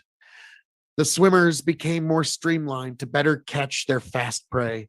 The prey responded by getting even faster, or evolving defensive countermeasures such as armor, spikes, or poison. Their evolution back on track, the swimmers drifted further and further away from their sentient ancestry. They would wait for a long time indeed to taste that blessing again. Lizard herders. They were the lucky ones. Instead of unrecognizably distorting them as they had done to most of their subjects, the Q had merely erased their sentience and stunted the development of their brains. Distantly resembling their ancient forebears on Earth, the primitives led feral lives for an unnaturally long time. They never regained sentience after the Q left, despite having every incentive to do so. This was partially due to the total absence of predators on their garden world, resulting in no advantage for intelligence. Furthermore, the Q had made some small but integral changes to their brain, tweaking the structure of the cerebellum so that certain features associated with heuristic learning could never emerge again. Once again, the reasons for these baffling changes remained known only to the Q. The dumb people eventually settled in a symbiosis with some of the other creatures that inhabited their planet. They began to instinctively farm some of the large herbivore reptiles, ancestors of which were brought from Earth as pets. Soon, the balance of this mutualism began to tip in the reptiles' favor. The tropical climate of the planet gave them an inherent advantage, and they underwent a spectacular radiation of different species. They encountered no competition from the only large mammals on the planet, the brain-neutered descendants of the starfarers. Faced with a reptilian turnover, the only adaptation the submen could muster was to slip quietly into bestial oblivion. Temptor. In the Temptor's case, the remodeling was done with an almost artistic enthusiasm. How they managed to survive in their bizarre form was not clear. Their ancestors were used as sessile decoration, and through some miracle of adaptation, they had endured. No human would have recognized them as their descendants. The females were beaked cones of flesh some 2 meters tall, rooted in soil like grotesque carnivorous plants. The males, on the other hand, resembled contorted bipedal monkeys. Unlike their mates, they were perfectly ambulatory. Dozens of them ran around the female mounds like so many imps. Some would gather food, others would clean the females, while others would stand on guard for danger. Although their actions looked purposeful, the males had no will of their own. In tempter society, females controlled everything. Using a combination of vocal and pheromonal signals, they guided the masculine hordes into any number of menial tasks, while mating with the strongest, the most obedient, and the dumbest to produce even better drones.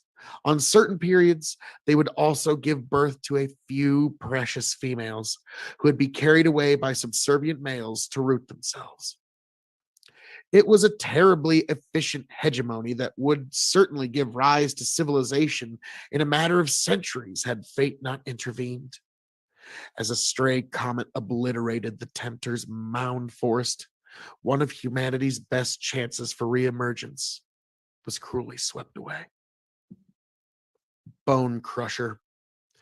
Through the deliberate modification of Q and the blind modeling of evolution, the heavens came to be populated with creatures that would put the myths of their ancestors to shame. Their ancestors were pint-sized pets of Q that were bred for the dazzling colors of their tooth-derived beaks. When their masters left, most of these pampered creatures died, with no one or nothing left to take care of them. But some, belonging to the hardiest breeds, survived. In less than a geological eye blink of a few million years, the descendants of such creatures radiated into the evolutionary vacuum of their garden world. One lineage led to a profusion of human herbivores. These were preyed upon by a variety of enamel-beaked raptors, each evolved to deal with a specific prey. Among these generalized niches were entire assemblages of specialized animals, resembling anything from ibis-billed swamp sifters to splendorous forms with bizarre crests that flared out of their toothy beaks. There were even secondary sentient forms in the shape of ogre-like bone crushers. To an observer of today, they would indeed be the stuff of nightmares. 3 meters tall and hairy, sporting vicious thumb claws and enormous beaks that suited their scavenging diet. Despite their shortcomings, these corpse-eating primitives were one of the first species to attain intelligence, and although primitive, a level of civilization. All of this proved the fallacy of human prejudice in the post-human galaxy. A creature could feed on putrefying meat, stink like a grave, and express its affection by defecating on others, but it might as well be your own grandchild and the last hope of mankind. In eventuality, however, not even the bone crushers fulfilled this promise.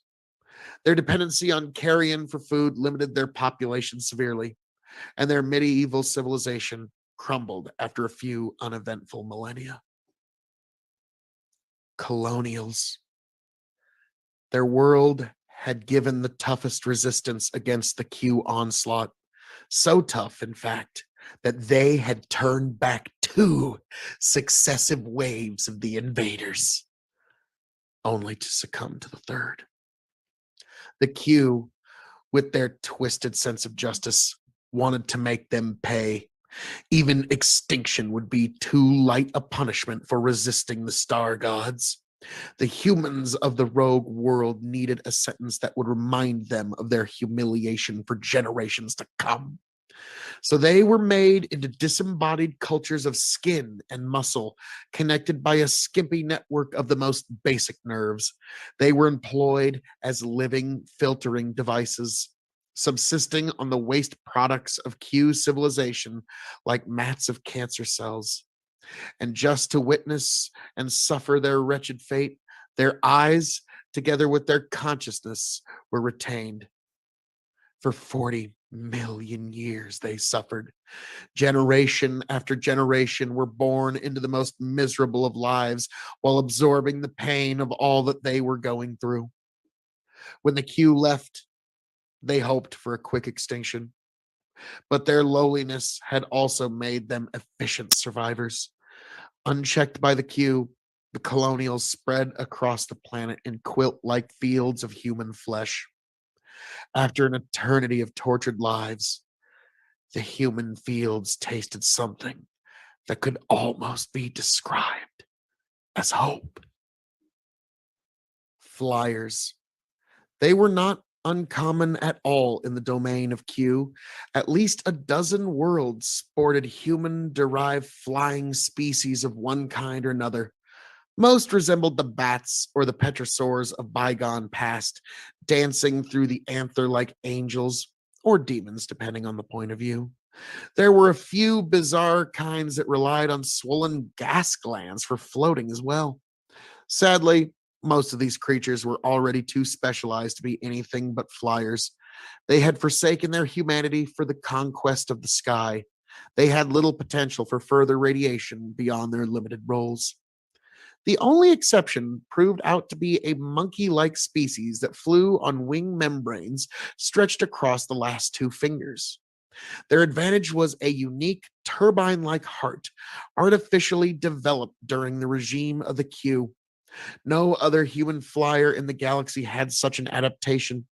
The starfish shaped organ sat in the middle of their chest, directly funneling oxygen from the lungs to the bloodstream in a supremely efficient way. This meant that the flyers could develop energy consuming adaptations such as large brains without having to give up their power of flight. Not that the flyers were going to reclaim their sentience right away. Instead, they literally exploded into skies, filling the heavens with anything from bomber sized sailors to impossibly fast predators that raced with sound. Their world was pristine, and there were plenty of niches to play into. Intelligence could wait a little more. Hand flappers.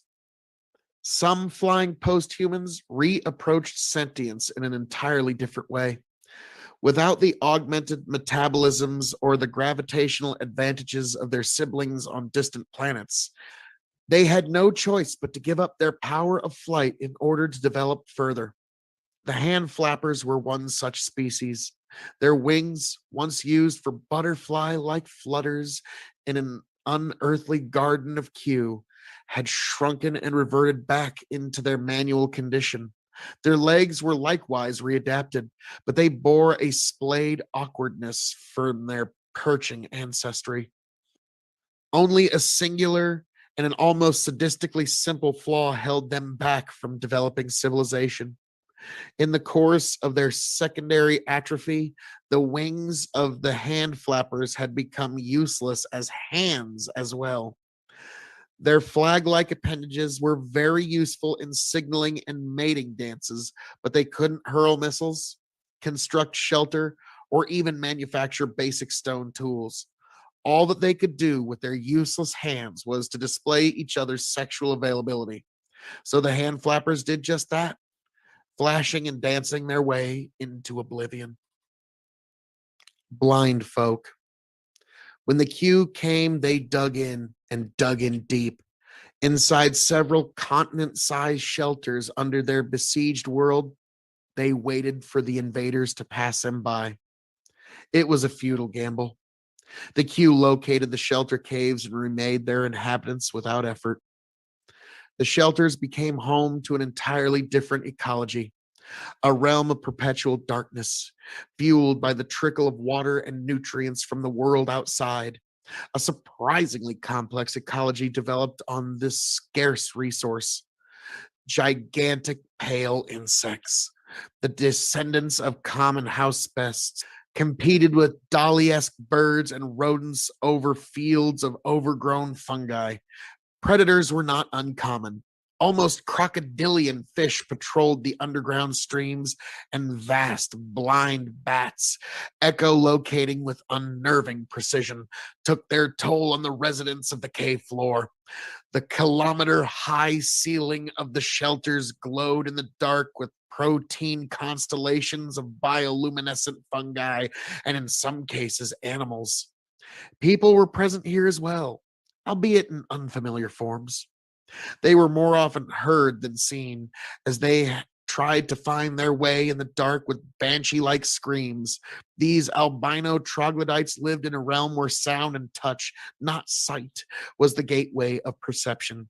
They had developed long, tactile fingers, enormous whiskers, and mobile ears to live in the dark. Where their eyes should have been, there was nothing but a patch of hauntingly, flawlessly smooth skin.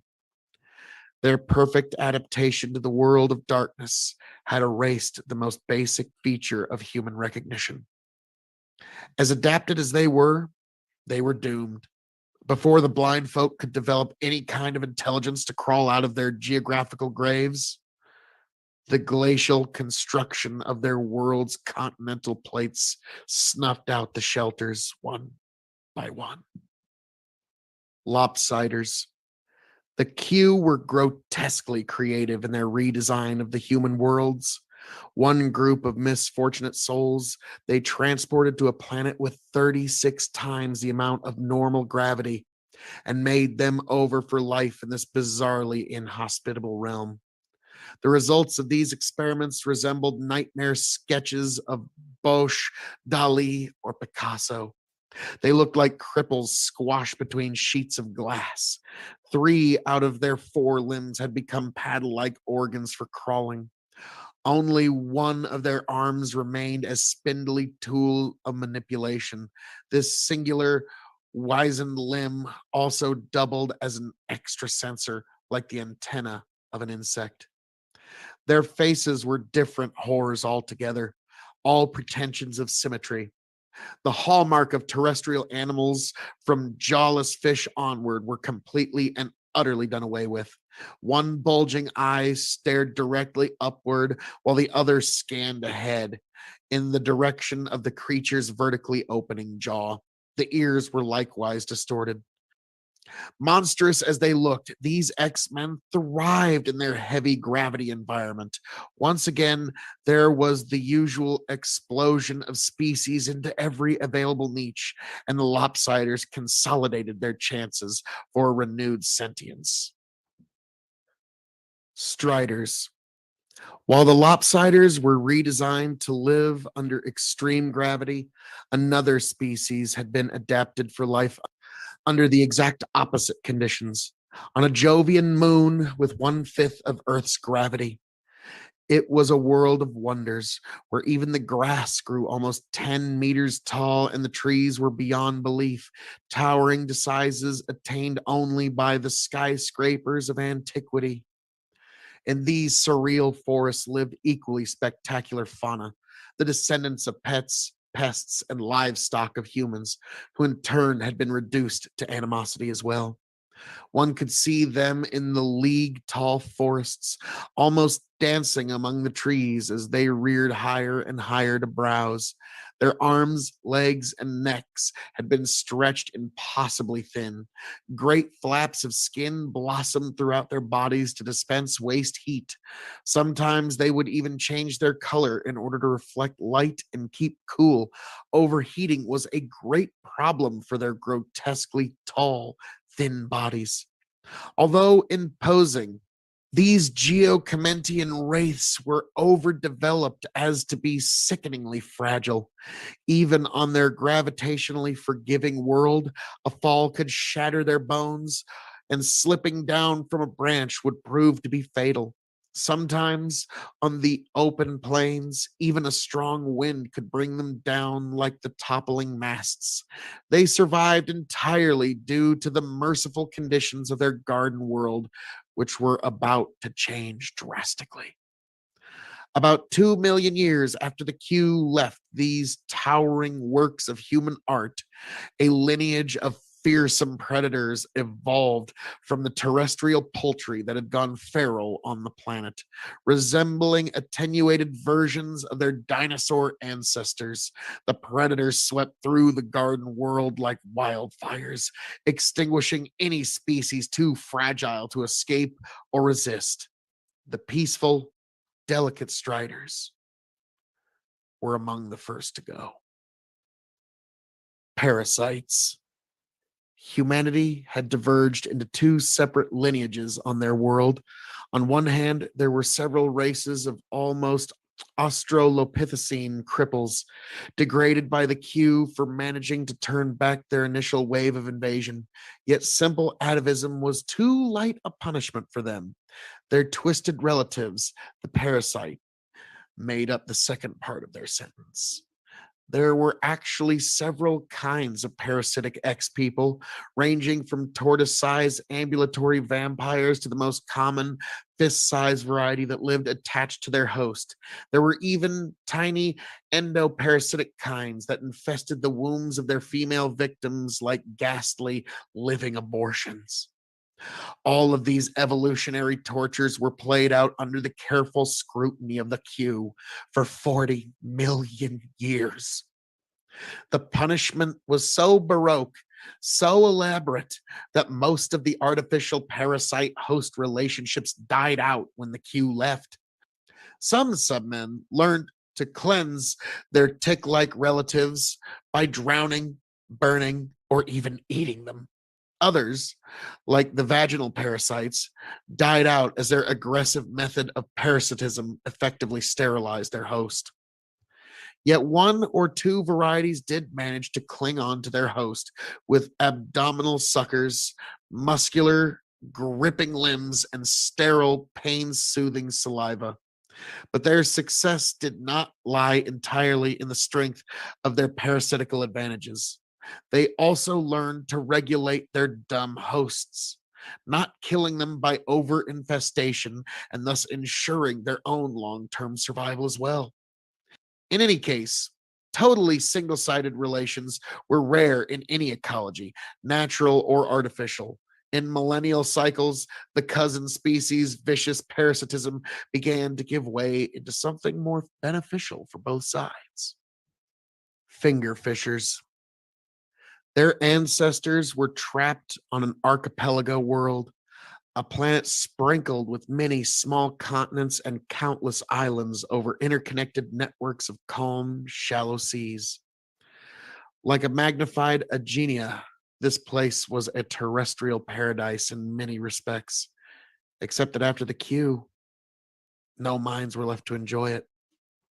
On this vacant biosphere, evolution was quick to begin her blind, unpredictable dance. Once feral, the descendants of degenerate humans adapted themselves to every available niche. No matter how exotic, how outlandish. One group learned to pluck fish from the lazy shores. Millennia passed as they settled more into their piscatorial lifestyle. Elongated fingers became ambulatory fishhooks. Teeth modified for a generalized diet became needle like affairs, lined up neatly in a long, thin muzzle. In less than a few million years, the finger fishers established themselves as a prominent lineage. There was scarcely a beach, an island, or an estuary that was devoid of their pale, lanky form. As prolific as they were, the fishers were still no better than animals. Their humanity would come only after another spasm of outlandish adaptations. Hedonists. Even the blissful existence of the finger fishers would have seemed bothersome to the hedonists, for their kind was not evolved, but designed for a life of pleasure. The Q had kept them as pampered pets, set loose in a tropical island world of succulent fruits, bountiful trees, and calm, lapping lakes full of sweet bacterial manna. Furthermore, the hedonists were left as the only animal life on this place. They had no choice but to enjoy it to the fullest. In normal conditions, any given species would quickly crowd out such a utopian environment. But normal conditions were never the point of the Q redesign. They had altered their subjects so that they could conceive only after mating an enormous number of potential suitors, continually over a period of decades. While this took care of the population problem, it also made the species less adaptable. Without any point in sexual competition, Natural selection would progress only at a glacial pace. Fortunately, their stable microcosm remained free of environmental catastrophes even after the Q left. All these changes had made the hedonist day. Their lives were juxtaposed routines of browsing, sleeping, and mind blowing sex. Troubled neither by the concerns of disease or pregnancy, aloof and carefree, they enjoyed the most pleasurable times of all mankind's, albeit with the intellectual capabilities of 3-year-olds. It didn't really matter, though. Who needed to think when having such a nice time, after all? Insectophagi, nondescript, quaint human species abound in the post Q galaxy. Hundreds of them lived out simple, unnoticed lives, never developing to become sentient, never learning their true heritage as star-born human beings. Most of them went extinct, not to be missed or even remembered. Those that lingered on managed to survive in shady, quiet niches, never again making any impact on the celestial scheme of things. One such species was the insectophagi. They had quietly adapted themselves for a diet of colonial insects and small animals. They had faces covered with leathery plates, claw-like hands to dig out prey, and worm-like tongues to scoop them up. All in all, they weren't special in any particular way, but a combination of galactic invasions, coincidence, and pure luck would later make them the longest enduring of all starmen. The meek would inherit the cosmos, though not just yet. For now, the insectophagi were concerned only with the location of insect colonies and the onset of mating season. Spacers. It must be remembered that the star people did not succumb entirely to the Q invasions. While their worlds fell away one by one, some star people took refuge in the void of space. One after another, entire communities scrambled into generation ships and had cast themselves off into the darkness, hoping to go unnoticed by the beings that had overrun the galaxy. Desperate times made for desperate measures. As the Starmen had observed during their initial colonization of the galaxy, life in generation ships inevitably led to mass insanity and anarchy. This time, humanity had to adapt themselves or face extinction. Entire asteroid fields were confiscated and hollowed out to make spaceships of unseen size. These hollow shells cradled bubbles of precious air and water, but no artificial gravity of any kind. It was discovered that a purely ethereal existence would ease the stress of interstellar exile, provided that its inhabitants were adapted for life inside such an environment. Furthermore, people were forced to change themselves. In an atmospherically sealed, gravity free environment, their bones were left free to grow longer, thinner, spindlier. Their circulatory and digestive systems were pressurized to avoid heart problems and congestion. The latter change had another advantageous side effect. Humans could navigate through the void with jets of air expelled from modified anuses.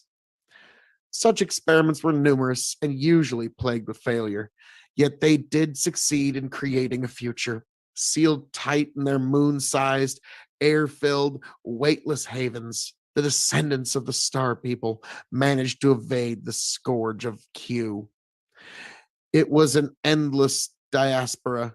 Even after the Q left, they would find themselves too divergent to have anything to do with their ancestral lifestyles. The survivors of the initial hurdle would never set foot on a planet again. Ruin haunters. A particular human species singled out by its lucky access to the heritage of its stellar ancestors would eventually get to play a leading role in the shape of things to come. They had gotten through the Q invasion with relatively little degradation. Yes, they had been reduced to the level of apes, but their recovery had been quick. Apparently, The Q had not worked as hard at suppressing their intelligence, nor had they made a comparable effort to wipe away the material traces of the Starmen. Even after millions of years, enormous ruins of the global urban spaces littered the continent of their world. Thus did the ruin haunters earn their name.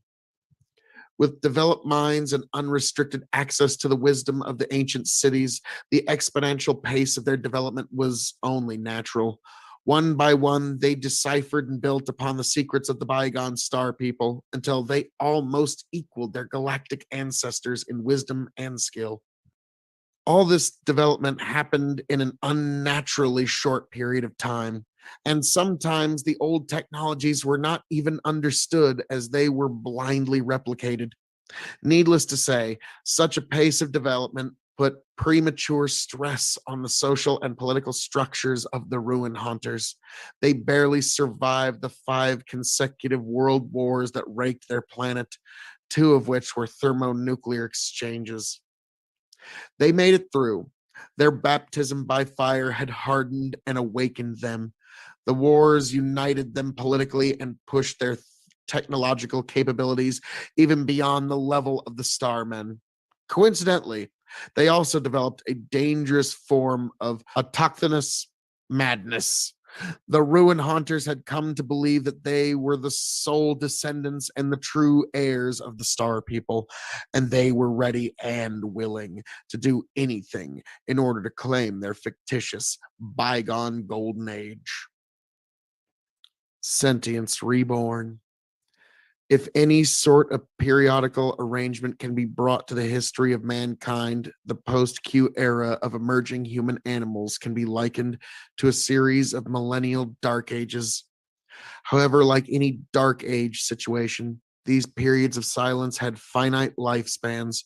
One by one, like stars emerging from the fog, new civilizations were born out of the shattered remnants of mankind. In some cases, the recovery was swift and straightforward.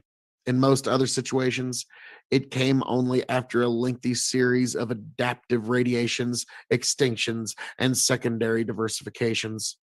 Within these lines of descent, there was as much distance between the initial post-humans and their intelligent descendants as between the first crustacean fuzzballs and Homo sapiens. Sooner or later, human intelligence returned to the cosmos. But except for their shared ancestry, these new people had nothing in common with people of today or even each other. Extinction. Not all human animals made it through. In fact, it must be realized that the majority of post Q humans died out during the eras of transition. Extinction, the utter and absolute death of an entire family, entire community, entire species, was rampant in the galaxy. There was nothing cruel or dramatic in all of this. Extinction was as common and natural as speciation. Sometimes a species failed to adapt to competition or the abrupt change of conditions. In other occasions, their numbers dwindled across imperceptible gulfs of time. This way or the other, human animals faded out. In all this death, however, there was new life. As one species vacated a certain niche, others would soon step in to take its place. Adaptive radiations would follow, filling in the blanks with a myriad of diverse and varied forms. Despite the fallen, the flow of life would proceed, blazing in constant turnover. Snake people, descendants of the worms. The scorching sun eventually cooled down, and life flooded back to the surface of her subterranean stronghold. As animals of all kinds exploded into the terrestrial niches that had been left vacant for millennia, so did the descendants of the worms. On the surface, they found new opportunities as entire assemblages of serpentine grazers, swimmers, predators, and people. One form, descended from tree climbing mammalian snakes, re evolved the human intelligence that had lain dormant for so long.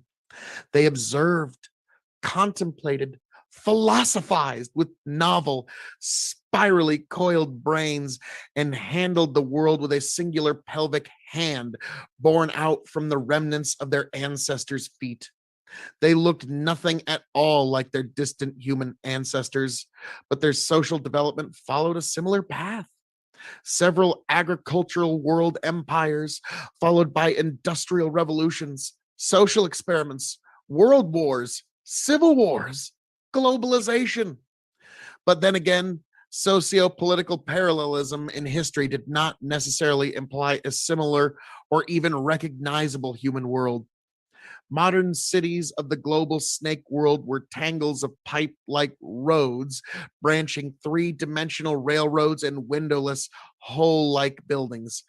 Through their knotted architecture differed from region to region, these settlements generally looked like kilometer wide balls of glass, metal, plastic, and cloth, wrapped so tightly that a human of today would find it impossible to move inside them. Plazas and open areas were totally absent, as they presented navigational obstacles and areas of insecurity. Their evolutionary background in the trees had made the snake people into borderline agoraphobes. None of these, of course, was unusual to the snakes in any way. Their relatively alien lifestyle was as particular to them as ours is to us. All across their world, the arterial cities throbbed with people, each with their own joys, sorrows, chores, living out lives as human as any other intelligent beings. Killer folk, descendants of the human predators. The carnivores also rebounded into civilization. Their journey involved a series of changes during which they lost the adaptations which had allowed them to endure as the top predators of their world. The saber teeth, once used for slashing through sinew and trachea, became fragile and thin, only used as organs of social display. The hook like thumb claws were also reduced, but not deleted. In their place, the last two digits rotated perpendicularly to become newfangled graspers. All this graciality, however, did not mean weakness. Although they were no longer specialized for hunting, the killer folk could still kill with their bare hands, but only if they really wanted to. What enormous claws and teeth could not do, they could easily achieve with bow, arrow, flintlock repeater, or gas rifle. Their descendants from predators gave the killer folk a unique social profile. Almost all of their religions and rituals allowing for periods of completely natural, animalistic hunts and duels. This necessity of venting these atavistic urges also led to the formation of religious hunter nobilities, privileged warriors who were skilled at the art of hunting, war, and murder. Entire societies were assembled underneath these ruling classes, orderly communities that erupted once every year into an orgy of death, sex, and prayer. For thousands of years, nomadic warriors, together with their vast herds of once human livestock, chased and battled each other across a chessboard of continents. All of this chaos was to be swept away with the advent of modernity. In a development comparable to an industrial revolution, one nation pack of killers devised methods of settled, intensive factory farming, organized state structure, secularism, and technological leapfrogging were quick to follow. Needless to say, such developments polarized the world into bands of progressive, developed factory herders and increasingly fanatical hunting states. While one side condemned their old animal ways, the other side embraced them with blind zealotry. This was their crisis of modernity, the balkanization of the progressive and conservative factions on the road to global unity. Fortunately, the killers managed to pull themselves through, even after drifting dangerously close to global conflicts at certain points. Tool breeders, descendants of the swimmers. They used to be simple creatures, descendants of a battered people that had taken to the sea. Their remote sapient ancestors would have given such beings no chance of a sentient comeback, for they thought that technological advances were impossible in the fluid medium of the oceans. But the swimmers disproved such predictions by founding one of the most advanced and most outrageously alien cultures of the entire human lineage. Fire, the cornerstone of industrial engineering, was almost impossible to sustain and use underwater. But the breeders simply chose another path when complex tool making proved impractical. They began to breed their tools and machines for them. It had started long before the species was even intelligent. In the endless variety of life in the seas, the swimmers always adopted and controlled the organisms that were useful in some way. Once domesticated, these creatures were willingly or unintentionally modified through artificial selection and conditioning. The process was slow, but once underway, these effects were formidable. A modern city of the breeders was a sight to behold. Huge heart like creatures pumped out nutritious fluids to a network of self repairing living conduits. This was their equivalent of a power grid, and it reached every single one of the breeders' huge exoskeleton dwellings, powering bioluminescent lights, flickering cephalopod skin televisions, medicinal sea squirts, and countless other devices that had been bred from living creatures. The advances in biology had risen exponentially until genetic engineering was completely mastered. Modern breeders did not even need to use animals. A simple manipulation of cultured tissues and stem cells could give solutions to any problem at hand. The mastery of genetics had conquered many obstacles. The yawning ocean depths, as well as the planet's few tiny land masses, were now firmly within the breeder's grasp. However, they were not content with mere planetary dreams. New forms and bizarre creatures were still being developed in daring attempts to conquer the one realm that was most hostile to life. Sealed in their living ships, the breeders wished to return to the stars. Sarasapiens, livestock of the lizard herders. One of humanity's eventual inheritors was not even human. They came from the reptilian stock that had proliferated during the demise of the lizard herders.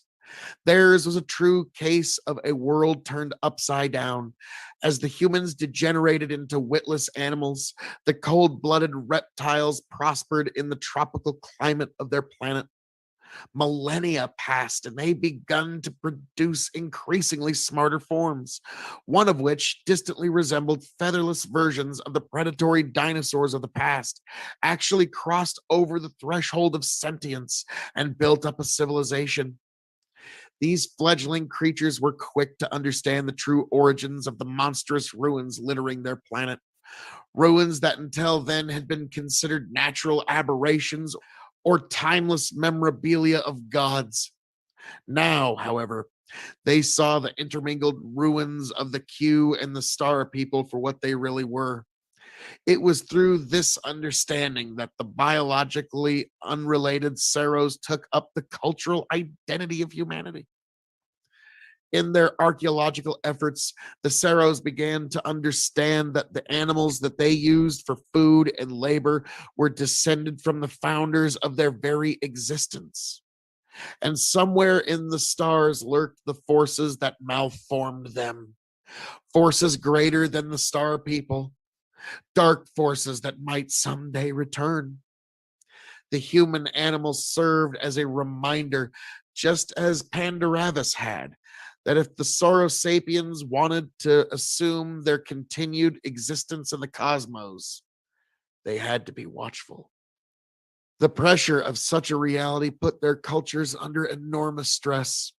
Some factions turned to made up religions and remained ignorant under an umbrella of comforting fantasies. Others acknowledged the threat of the galaxy, but reverted to a paranoid rhetoric of conservationism. The galaxy had scared them greatly. Finally, there were those who saw the galactic redoubt and acted to face the odds, however great they might be. Conflicts and even wars were not uncommon between these three factions.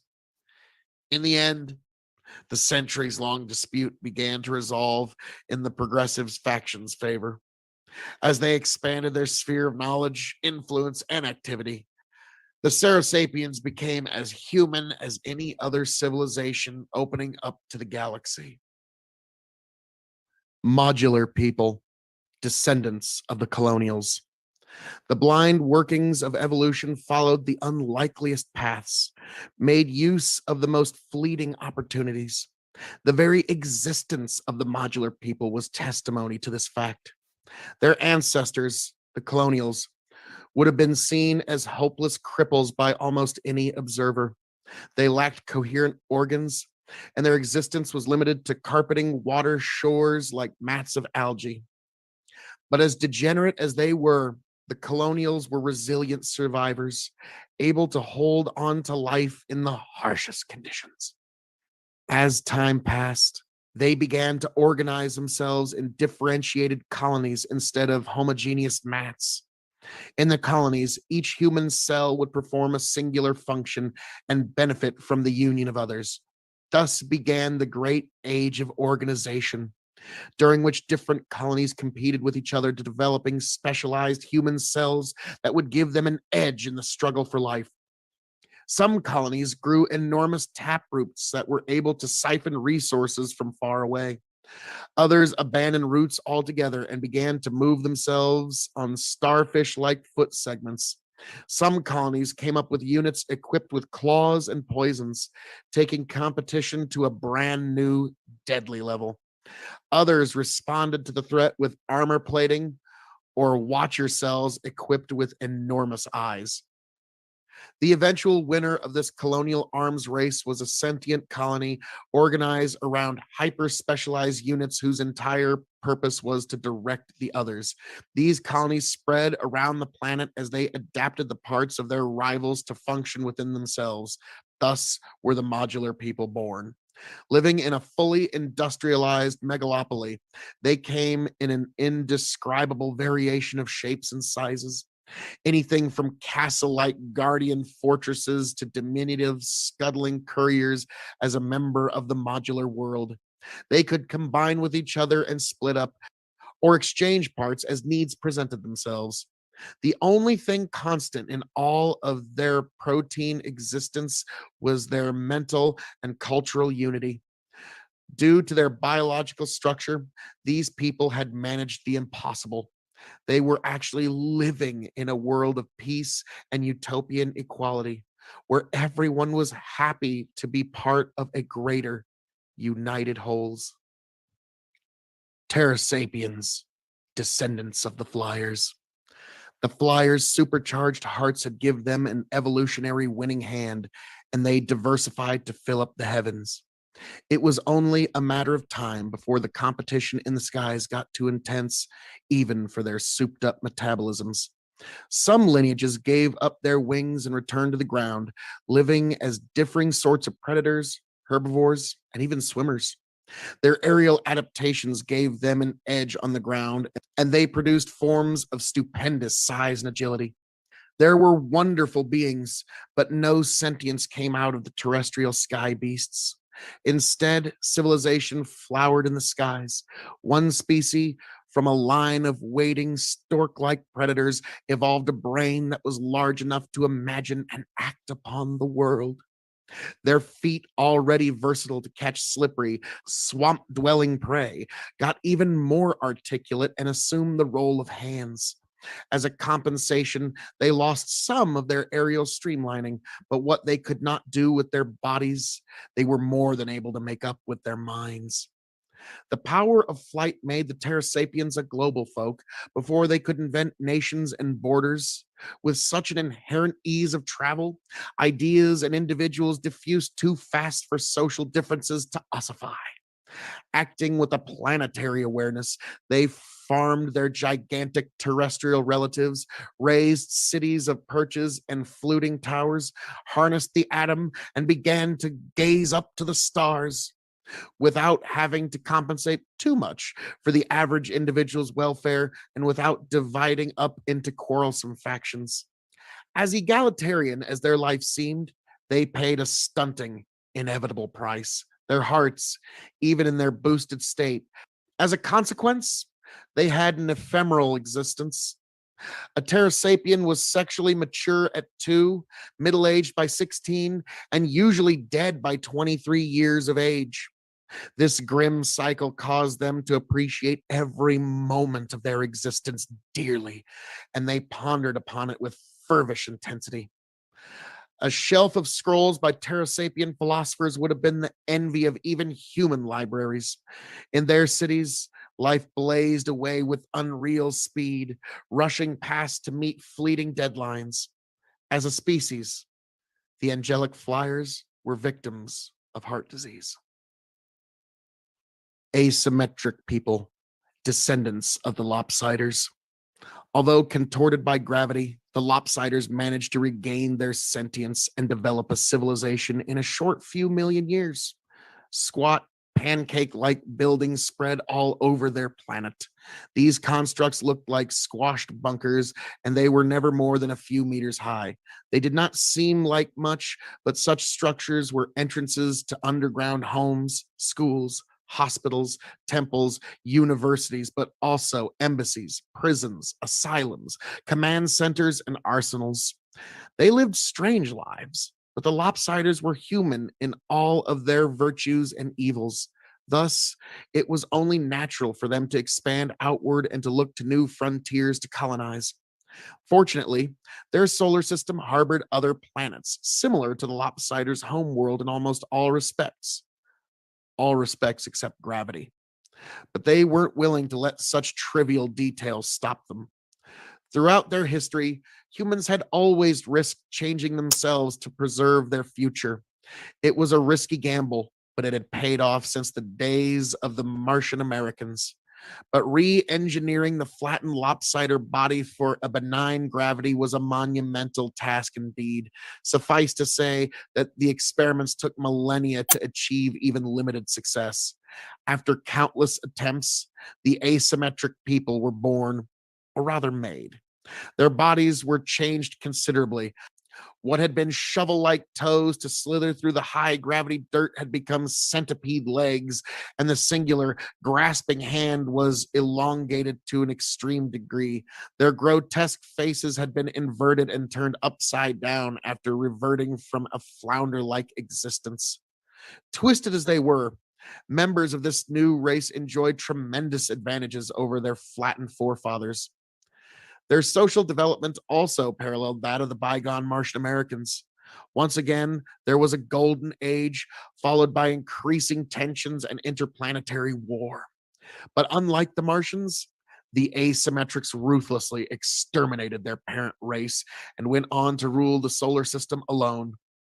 On the way, they stumbled across the remains of the Q and the Star People and advanced immensely. Triumphant on their own realm, they turned to the heavens to further exploits. Symbiotes, descendants of the parasites. As time passed, the relationships between the parasites and their hosts got connected to such a degree that it began to involve a cooperation of the individuals. There were no longer single-sided relationships. In exchange for the host's nutritious blood, the parasites offered their heightened senses as early warning against predators and other hazards. A great arms race of symbiotic relationships thus commenced. Certain parasites offered their host larger eyes, others sharper senses of smell, hearing, or even additional defensive weapons in the shape of venomous saliva, malodorant sprays, or an extra bite. The host returned the favor with longer running legs, stronger bodies, and specialized ergonomic nesting sites rich in blood vessels and covered in insulating fur. Different complexes of parasites and host species evolved, compatible only amongst themselves.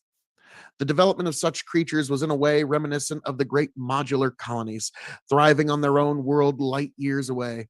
But unlike the modulars, the components of the symbiotes belonged to a different species, instead of modified variations of the same basic organism. In eventuality, both relationships led to the same point: sentience. In the secluded forests of a certain continent, a new parasitic species developed. They did not have the ballistic poison sprays, infectious stings, or the grossly hypertrophied arm claws of their relatives. Instead, these parasites offered a simpler bargain: inability to think in return for total submission. Initially, this relationship was more like a horse and its rider. But after a few 100,000 years, the symbiotes could manipulate their hosts like puppets through a combination of tactile and olfactory signals. A few more millennia, and these combined beings developed an order not unlike our own, complete with countries, politics, and even war, albeit reduced in the newly globalizing world culture. In this age, technology filled most functions of the host, but a thriving husbandry of these creatures still remained due to tradition and simple efficiency. An average symbiote would begin the day on his business host and move on to a more comfortable domestic one when they returned home after work. And perhaps on the olfactory television, he would smell news of the evacuations of the million-year-old Q ruins, of the marvelous discoveries salvaged from the Starman wrecks, or of the enormous radio arrays that rose everywhere to listen to the stars. It was a pattern that was being repeated all over. Sail people, descendants of the fingerfishers. The fingerfishers were already among the most divergent of the post-human races. With harpoon-like digits and almost crocodilian muzzles, they looked nothing like their parental stock. But even this form would look conservative to their sentient descendants. With many small scattered islands, isolated subcontinents, and different niches, their homeworld was an evolutionary cauldron where isolated members of certain species could, under the right circumstances, evolve into wildly different forms. This condition was similar to the island realms of Madagascar, Galapagos, or Hawaii on Earth, except that this time it was on a global scale. Some descendants of the fishers, trapped on lonely islands, grew smaller and developed their fishing claws into graceful wings. Others took directly to the sea and became the analogous of whales and dolphins. Within this evolutionary bubbling, one particular lineage gave rise to the ancestral sail people. They too elongated their fingers into wings, but these were not used for flight. Instead, they became sails that drove them effortlessly across the ocean. With fingers turned into sails, they used their mouths and extended tongues to catch their prey. These organs eventually assumed the role of the fisher's long atrophied, dexterous hands. The need to better navigate the endless seas put an inevitable pressure on their memories, and the sailors' brains grew correspondingly. It was only a matter of time until one of these navigators became smart enough to think. Even when sentient, the sail people still needed a long time to achieve any sort of social stability. Their scattered world made for a tremendous diversity of cultures, which competed and fought just as resiliently across generations. Untold flotillas of tribal warriors battled each other in epoch spanning, pointless conflicts. Nomadic warriors and pirate societies inevitably came into being, prolonging the uncontrollable cycle of violence. Only when a certain warrior tribe developed warfare on an industrial scale and the state society needed to support it. And then, only when this notion of modernity gave rise to the idea of peace did the sail people finally manage to unify. Generations of blood had stained the ocean for far too long. Sarteriacs, descendants of the hedonists.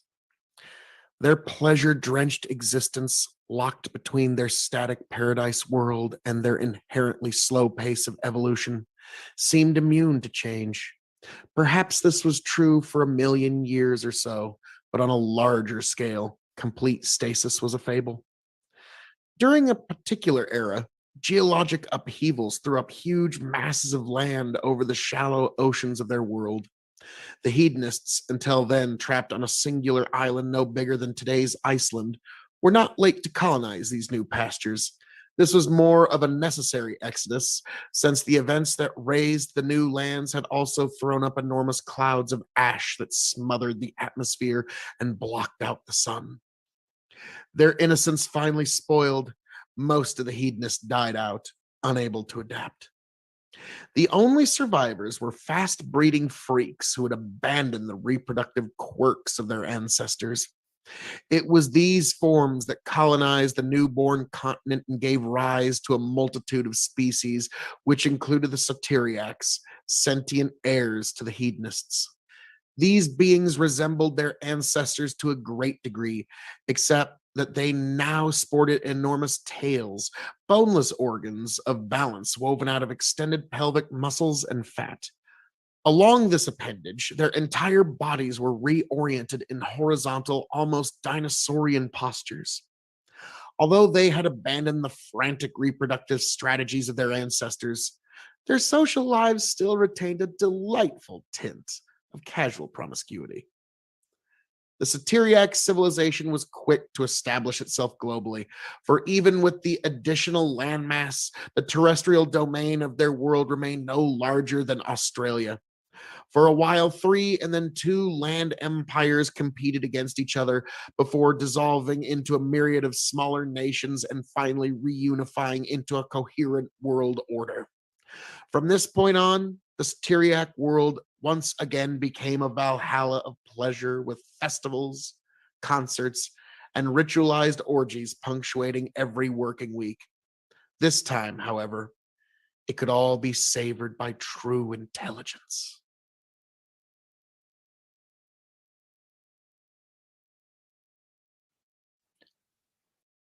Bug facers, descendants of the insectophagi. Over time, their insectivore ancestors came to resemble their prey. Hardened leathery plates, once used for defense against stings and bites, ossified and became integrated into the jaw structure. Their hands and feet, with reduced numbers of fingers and toes, developed into pincer-like affairs. Even their metabolism reverted partially into ectothermy in the balmy, lazy climate of their planet. But it was none of those adaptations that gave them the edge in survival. Simply put, a congenial defect allowed them to regain their sentience. Even after the smothering by the Q, the genes of the star people remained dormant in their cells. Through pure coincidence, one lineage of the insectophagi developed an atavistic throwback, resulting in larger brains, which just happened to be useful in cracking open insect nests with crude stone tools. It was an easy ride from there on, although millennia long in itself. The development from stone axe to spaceship was an eye blink in geological time. Like many other species, the bug facers passed through consecutive cycles as agrarian, in their case hive farming, empires, colonial endeavors, industrialization, massive world wars, and finally globalized world states. But there was one thing that set their development apart from all other post-human species. They faced another alien invasion. History does not record much about these invaders, except that unlike the Q, theirs was a singular effort and it was beaten off an intense cycle of orbital and terrestrial wars. Although vanquished, the invaders did succeed in leaving behind their traces. They introduced their own flora and fauna, which flourished on the bug facers' home planet long after they departed. More importantly, they imbibed the poor bug facers with a pathological interspecies xenophobia, to the point that they were even fearful of their own post-human cousins on other stars. Through an ironic twist of fate, their fears would be more than justified. Though not just yet. The bug facers still had time. Astromorphs, descendants of the spacers. Initially refugees, the spacers were quick to master the vastness of interstellar space. Their isolated space arcs joined together and multiplied to form a gigantic interlocked artifact that was large enough to contain entire worlds. But no planets lay inside the astromorph's capital, only cavernous, gravity-free bubbles where the inhabitants could finally develop to their fullest. Freed from the constraints of weight, their bodies grew spindly and insectile, with individual digits extending into multitudes of thin, versatile limbs. Other than these, the only developed organs were their derived jet sphincters, which went on to become the principal means of locomotion. But above all were their brains, their bulging, swollen brains.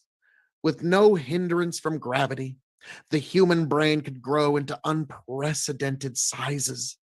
Each generation devised experiments that produced offspring with greater cranial capacity, giving rise to beings who went through their everyday lives thinking in concepts and structures scarcely comprehensible to people of today. The physiological limitations of the human mind had been long since debated. Now it was established that these limits were indeed real, and individuals who could break them would likewise conquer new grounds in philosophy, art, and science. Everything changed. Yet some aspects of humanity, such as the basic desire to expand, remained. To this end, the astromorphs built great fleets of globular subarcs and spread their influence across the heavens into every stellar cluster and every star system. Within less than 1,000 years, the galaxy was straddled by a new and far more alien empire of man. Strangely enough, its dominion included none of the newly emerged post-human species, for its masters had completely lost interest in planets, those stunting, gravity-chained balls of dirt and ice. The newborn ark settled comfortably in the outer rims of star systems, quietly observing the lives of their struggling relatives. For the first time in history, there were actual gods in the myriad human skies. They were silent and weren't even noticed for most of the time, but their watchfulness was ultimately going to pay off. Second Galactic Empire. Over time, the sentient post-humans began to reach out to the galaxy. They inevitably stumbled across the ruins of the Starmen and figured out their interstellar ancestry. These discoveries were followed by a realization that there might be others like them, unimaginable distances away. Thus, the fledgling civilizations set about to probing the skies. The contacts, all established by radio communication, were not spread out evenly. The empire began little more than a few million years after the Q left, with the first dialogue between the earliest killer folk and the Satyriacs. A few thousand years later, they were joined by the tool breeders, hailing out from the ocean depths through living radio arrays. The second wave of sentient species joined in during the following 10 million years as the modular whole, Petrosapiens, and the fledgling asymmetrics contacted their celestial cousins. Finally, in the next 20 million years, newly evolving civilizations such as the Sorrows, the Snake People, Parasite Symbiotes, and the Sail People successively contacted the burgeoning galactic empire. The Bug Facers were aware of the whole process, but due to their xenophobic experience, they only opened up after a staggering 40 million years of silence. This union was an empire of speech, for actual travel between the stars was too difficult to be practical. Like the bygone colonies of the Starmen, the post-humans cooperated through the unrestricted exchange of information and experience. Although covering every aspect of an astonishing variety of cultures, the empire's efforts focused on two main issues: political unification and galactic awareness, constant readiness for possible alien invasions. Everybody had come across the remains of the mysterious Q. Nobody wanted a repeat of the same scenario. When the Second Empire ran into the astromorphs, who had silently saturated the galaxy with their own empire of man, they feared the worst. But luckily for them, the godlike beings were not interested in a second empire, nor any of its worlds.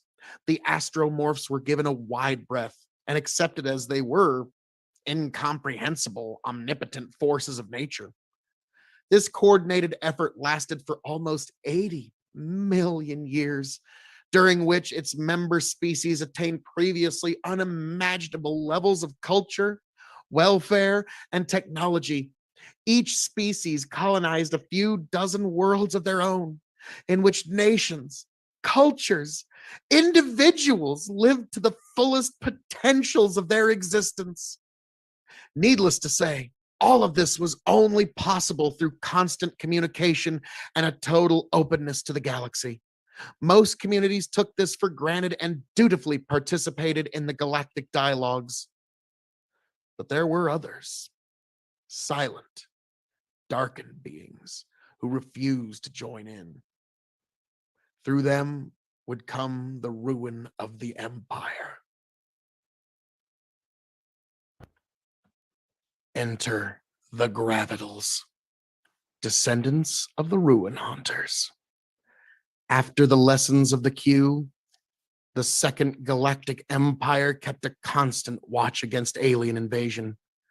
Ironically, they neglected to look among themselves.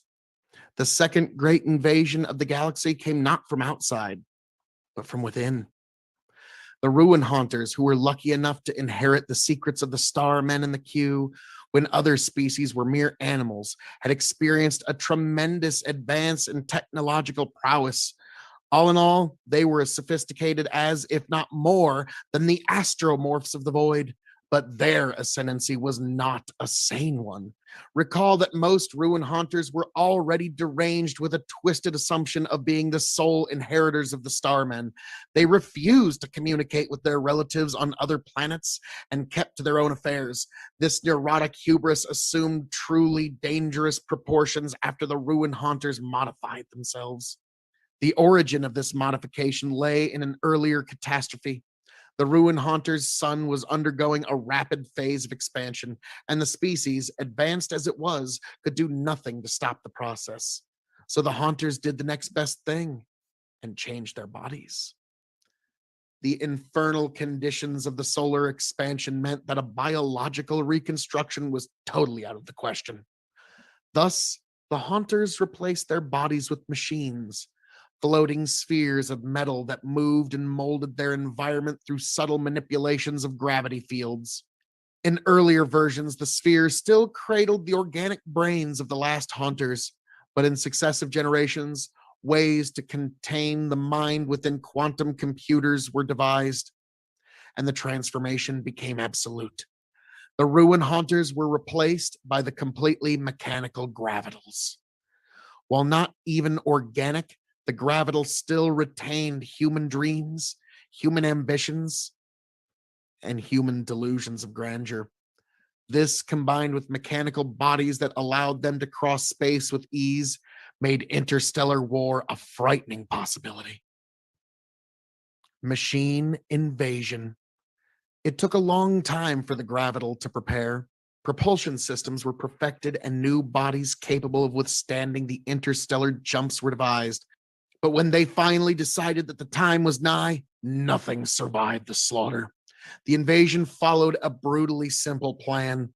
The target world's suns were blockaded and their light was trapped behind specially constructed million-mile sails. If the dying worlds managed to resist, an asteroid or two finished them off. Enormous invasion fleets were built, but it was rarely necessary to deploy them. The machines had caught their cousins completely off guard. The Great Dying, all of which occurred in a relatively quick 10,000-year period, stretched the boundaries of genocide and horror. Almost all of the new human species, unique beings who had endured mass extinctions, navigated evolutionary knife edges, and survived to build worlds of their own, vanished without a trace. Even the Q had been loyal to life. They had distorted and subjugated their victims, but in the end, they had allowed them to survive. To the machines, however, life was a luxury. Such thorough ruthlessness was not, ironically, born out of any kind of actual hatred. The Gravital, long accustomed to their mechanical bodies, simply didn't acknowledge the life of their organic cousins. When this apathy was mixed with their insane claims as the sole heirs of the Starmen, the extinctions were carried out with the banality of, say, an engineer tearing down an abandoned building. Under the reign of the machines, the galaxy entered a brand new dark age. When considering the invasion, the machine invasion brought on the greatest wave of extinctions the galaxy had ever seen, for it was not a simple act of war by one species against another, but a systemized destruction of life itself. When considering such a vast event, it's easy to get lost in romantic delusions. It's almost as easy to write off the Gravital as evil as it is to consider the entire episode as a nihilistic end of everything kind of scenario. Both of these approaches are, as they would be in any historical situation, monumental fallacies.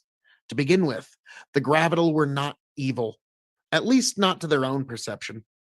These beings, although mechanical, still lived their lives as individuals and operated inside coherent societies. They had surrendered their organic heritage, but their minds were not the cold, calculating engines of true machines. Even after giving orders that would destroy 1 billion souls, a Gravital would have a home to go to, and as incredibly as it might sound, a family and a circle of friends towards which it felt genuine affection. Despite being endowed with compassion, their harsh treatment of the organics was the result of, as mentioned before, a simple inability to understand their right to live. Furthermore, the Gravital did not constitute a singular, indivisible whole whose entire purpose was to wreck the universe. True, their technological advancement had allowed them to form a pan-galactic entity, but within itself, the machine empire was divided into political factions and even religious faiths. Superimposed over these fault lines were the daily lives and personal affairs of families and individuals. Like any sentient being, they had a sense of identity and thus differing agendas. Nor did the machine invasion mean the end of everything. There certainly was a widespread destruction of life, but what was lost was only organic life, consuming energy, directing it for reproduction, thought, and even evolution. The machines were as alive as any carbon based organism. Despite the turnover, life of a sort survived, and as would be seen, even preserved some of its organic predecessors. Subjects, the many descendants of the bug facers. The bug facers, racially shy and xenophobic due to their background of repeated alien invasions, became the first species to face the Gravital onslaught. As ironic as their fate seemed, the bug facers were the luckiest of the post-humans. Instead of being exterminated like the rest of their cousins, they survived as the only organic beings in the machine empire. The precise reason for their retention remains unknown to this day. Perhaps the machines hadn't perfected their ruthless apathy by then, or perhaps they pitied the poor organics and allowed them to maintain a stunted parody of an existence. Whatever the reason, the bug facers endured, but they hardly resembled their original ancestors anymore. Genetic engineering, the lost art of the galaxy threading Q, and later the tool breeders as well, was mastered almost as comprehensively by the machines, not hesitating to warp the beings which they did not really consider to be alive. They spliced their way into bug facer DNA, producing generations of literal abominations. Would a woman or man of today show any apprehension towards reassembling a computer or even recycling trash? Such was the attitude of the triumphant Gravital. Thus, multitudes of subjects were produced, distorted to such an extent that even the meddling of the Q seemed comparatively timid. Most of them were used as servants, caretakers, and manual laborers. These were the lucky forms. Some submen were reduced to the level of cell cultures, useful only for gas exchange and waste filtering. Others were molded into completely artificial ecologies, baroque simulations that served only as entertainment.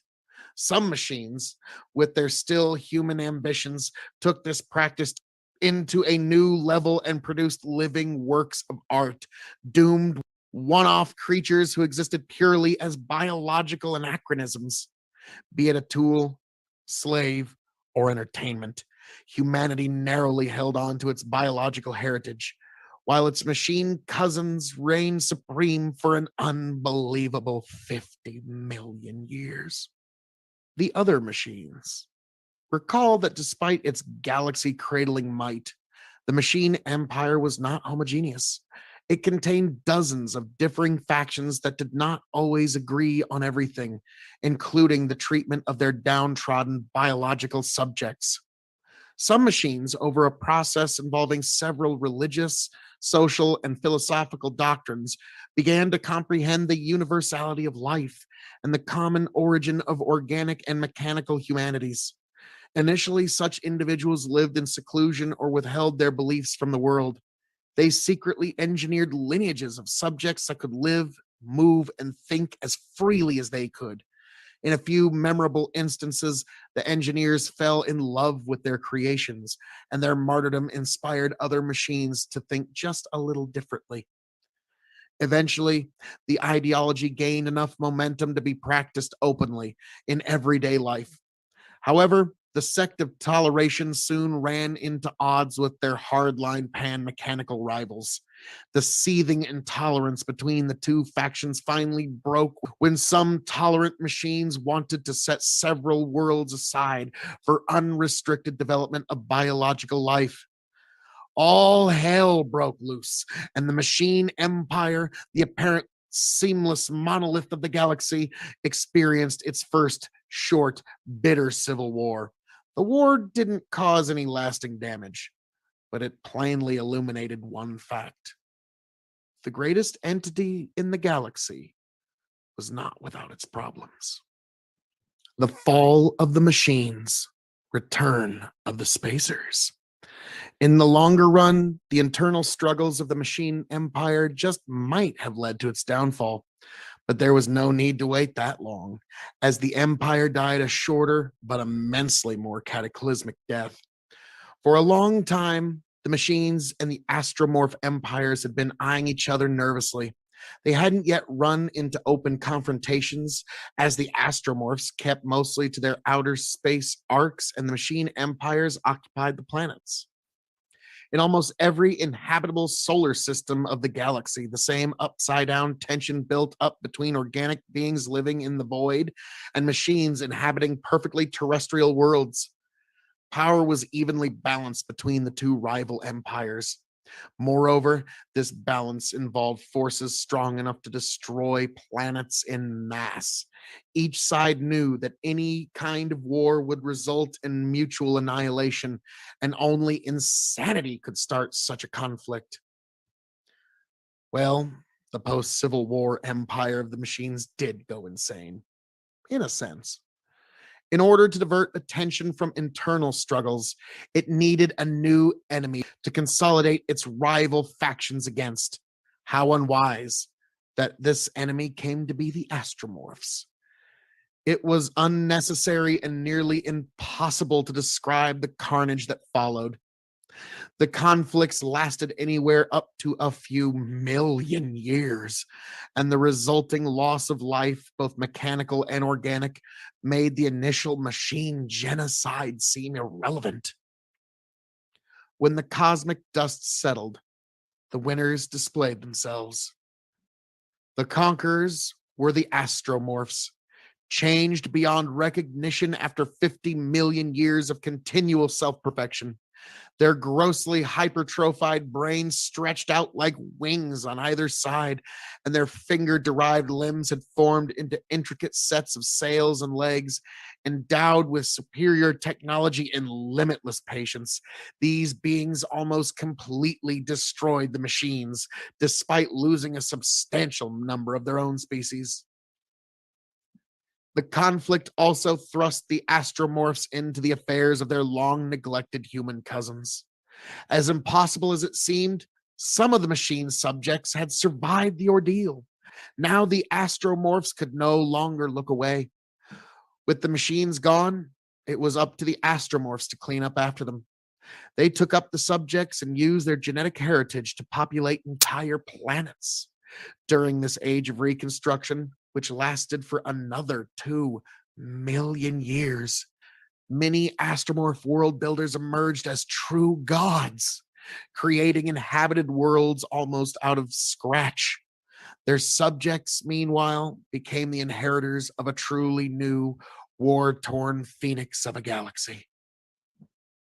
The post-war galaxy. When replenishing lost worlds, the astromorph gods took measures to ensure the continued safety of their creations. The abrupt rise of the machines had shown that unless carefully regulated, the wealth of the stars could always host a race of pan-galactic usurpers. The astromorphs, watchful but ever transparent, didn't want to interfere directly. Instead, they produced terrestrial versions of their own kind to regulate the galaxy. They adapted their delicate ethereal fingers into spidery limbs and shrunk their brains considerably to readjust to the rigors of gravity. The resulting sideline was stunted by astromorph standards, but still it produced demigods in every sense of the word. These beings, known often as the terrestrial spacers or simply as the terrestrials, nurtured and controlled the development of the post-war civilizations on many planets. They acted as caretakers, prophets, kings, and emperors, but also as grim reapers as the occasion dictated. The endeavor did not always proceed as smoothly as planned, of course. Most of the time, the newborn races refused to heed their mentors and, in several cases, even rebelled against them. Needless to say, this crime was always punished with a swift extinction. Furthermore, even the terrestrials grew corrupted. Instead of offering guidance, terrestrials on many planets simply played God, weaving contrived religions around themselves to shamelessly exploit their subjects. It was not ethical or even productive, but this method seemed to guarantee more stability than actually trying to bring up the new races. This way or another, organic sentience reclaimed its dominance in the galaxy. The new empire, managed by terrestrials, populated by a myriad descendants of the subjects, and overseen ultimately by the omniscient astromorphs, achieved greater progress and a longer lasting calm in the galaxy than all of its predecessors combined. The new machines. Long after their fall from grace, the machines still clung on to existence. During the initial aftermath of the war, the astromorphs had planned to exterminate every last one of them, only to discover that the machines were simply too useful to destroy. For millions of years, they had perfected the interface between mind and machine to such an extent that they could live and operate in the most inhospitable conditions. Such beings, deprived of their galaxy straddling power, would make invaluable contributions to research and exploration of the new empire. There was a sense of poetic justice in all this. The machines, who once distorted biological life forms to their whim, were finally treated to a similar fate. To begin with, the astromorphs completely scrapped their ability to self-contain gravitational manipulation, the very force that had rendered them invulnerable in the first place. They were given finite lifespans and slightly numbed imaginations so that history would not repeat itself. The degradatory nature of these changes, however, did not imply an overall regression. Unlike their ancestors, the new machines were endowed with nanotechnological bodies that could remodel themselves continuously, which meant that they could come in every shape and size imaginable, and then some that could not. The machine citizen could live for some time in the void of space, conducting research, and then transform into a completely different body plan for a holiday on a cometary halo, tropical jungle, or a methane ocean. He or she would also make the trip personally by growing temporary hyperdrives and ramjet engines. Despite these breathtaking versatilities, the machines were never as common or prominent, even after completely accepting their role as lowly citizens of the new empire. The greatest war in conceivable history had ingrained the organics with too deep a mistrust of their mechanical neighbors, and the new machines were always treated with a degree of discrimination. The sins of their fathers had come to shackle this most splendorous of all human species. Second contact. With successive waves of machine aided discovery and colonization, the new empire grew exponentially. Such was the growth of wealth and progress that its description would need to use concepts that remain unexplored today. To talk with a man of today about the comings and goings of the new empire would be akin to giving lectures of 20th century geopolitics to a hunter gatherer. This magnificent entity was not blind to the universe around it. It turned in its ears, eyes, sensors, and probed the events of the surrounding galaxies.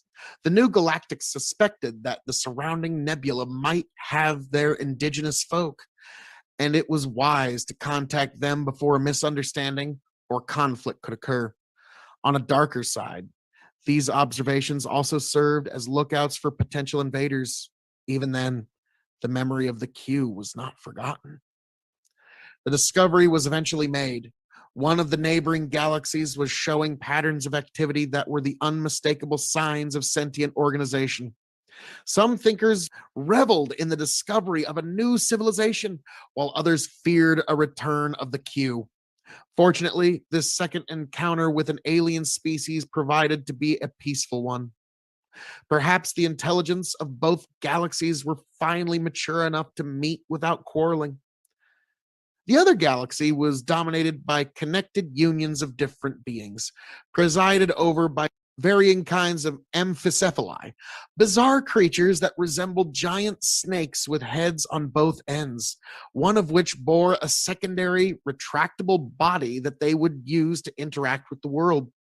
Apparently, they had undergone alternating series of regressions, evolutionary radiations, and self-imposed genetic makeovers, just as humanity had. With all of their wild differences, the amphicephali were welcome. They were the first, but surely not the last. Earth rediscovered. The purpose of this work is not to describe the limitless progress that followed the cross galactic contact. One could go indefinitely, chronicling how the united galaxies re encountered and subdued the Q, how they cradled the suns with artificial shells, multiplying their inhabitable zones a billionfold, how they crisscrossed interstellar space with wormholes and made travel a thing of the past. Ultimately, descendants of those beings even conquered time itself, prolonging the existence of their minds indefinitely via rejuvenating technologies. For a time, all men were gods. But from your vantage point, one discovery truly stood out in this orgy of advance.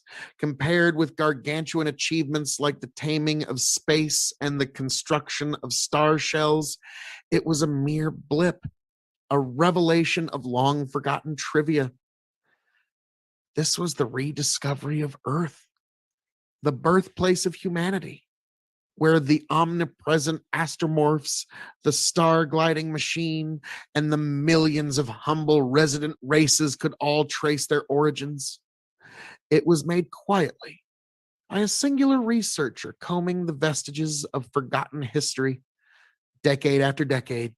Millions of years of war, invasions, and extinctions had buried the evidence thoroughly and comprehensively. When she finally came across irrefutable evidence, nobody was around to celebrate. That would come later. Return. The discovery sparked a certain amount of interest, though nowhere as much as other breakthroughs had. To most humans of the cosmos, their ancestral birthplace was simply an interesting piece of information, a piece of trivia with which they had lost all ties. Still, a ship was set forth, and it landed without ceremony. For now, there was no intelligence left on Earth. Too far away from the main centers of population, it had been completely ignored, gone stagnant and feral. But still, it was home. When the explorers stepped out, human feet trod on old Earth once more after an absence of 560 million years. Mankind was home. All tomorrows. I must conclude my words with a confession. Mankind, the very species which we've been chronicling from its terrestrial infancy to its domination of the galaxies, is extinct. All of the beings which you heard in the preceding presentation, from the lowly worm to the wind-riding sail people, from the megalomaniacal gravital to the ultimate galactic citizens, lie a billion years dead. We're only beginning to piece the story together. What you hear was the best approximation of the truth. Why did they disappear? Perhaps it was a final, unimaginable war of annihilation that transcended the very meaning of conflict. Perhaps it was a gradual breakup of the United Galaxies and every race facing their private ends slowly afterwards. Or perhaps, the wildest theories suggest, it was a mass migration to another plane of existence, a journey into somewhere, sometime, something else. But the bottom line is, we honestly don't know. Ultimately, however, what happened to humanity doesn't matter. Like every other story, it's a temporary one. Indeed long, but ultimately ephemeral. It didn't have a coherent ending, but then again, it didn't need to. The tale of humanity was never its ultimate domination of 1,000 galaxies or its mysterious exit into the unknown. The essence of being human was none of that. Instead, it lay in the radio conversations of the still human machines, in the daily lives of the bizarrely twisted bug facers, in the endless love songs of the carefree hedonists, the rebellious demonstrations of the first true Martians, and in a way, the very life you lead at this very moment. Many throughout history were unaware of this most basic fact.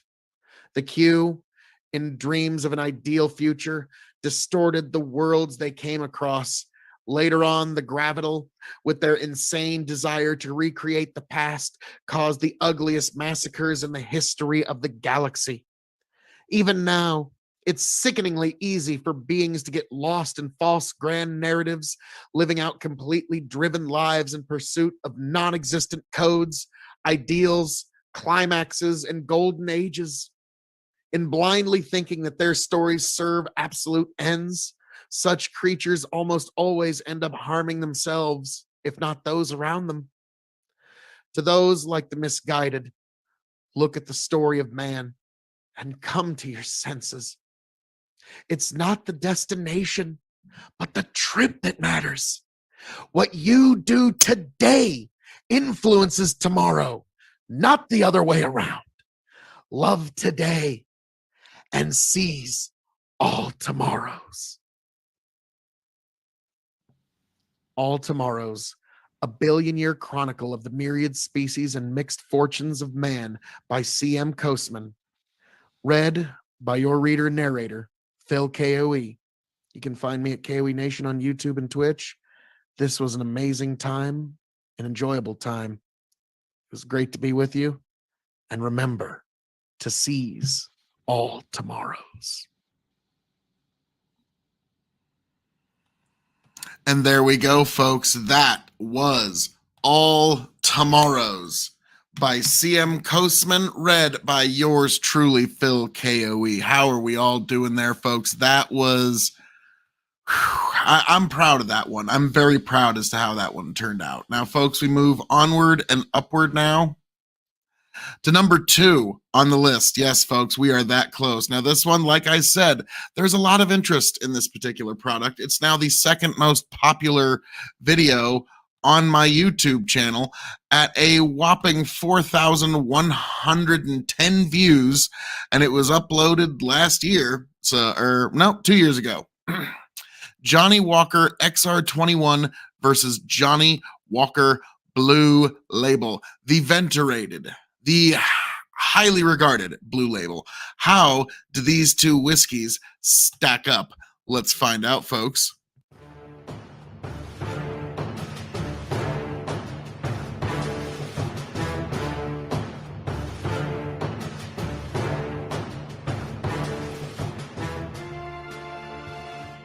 Welcome, one and all, to the K.O.E. Nation for a very, very interesting versus matchup of Johnny Walker XR21 versus Johnny Walker Blue Label, folks.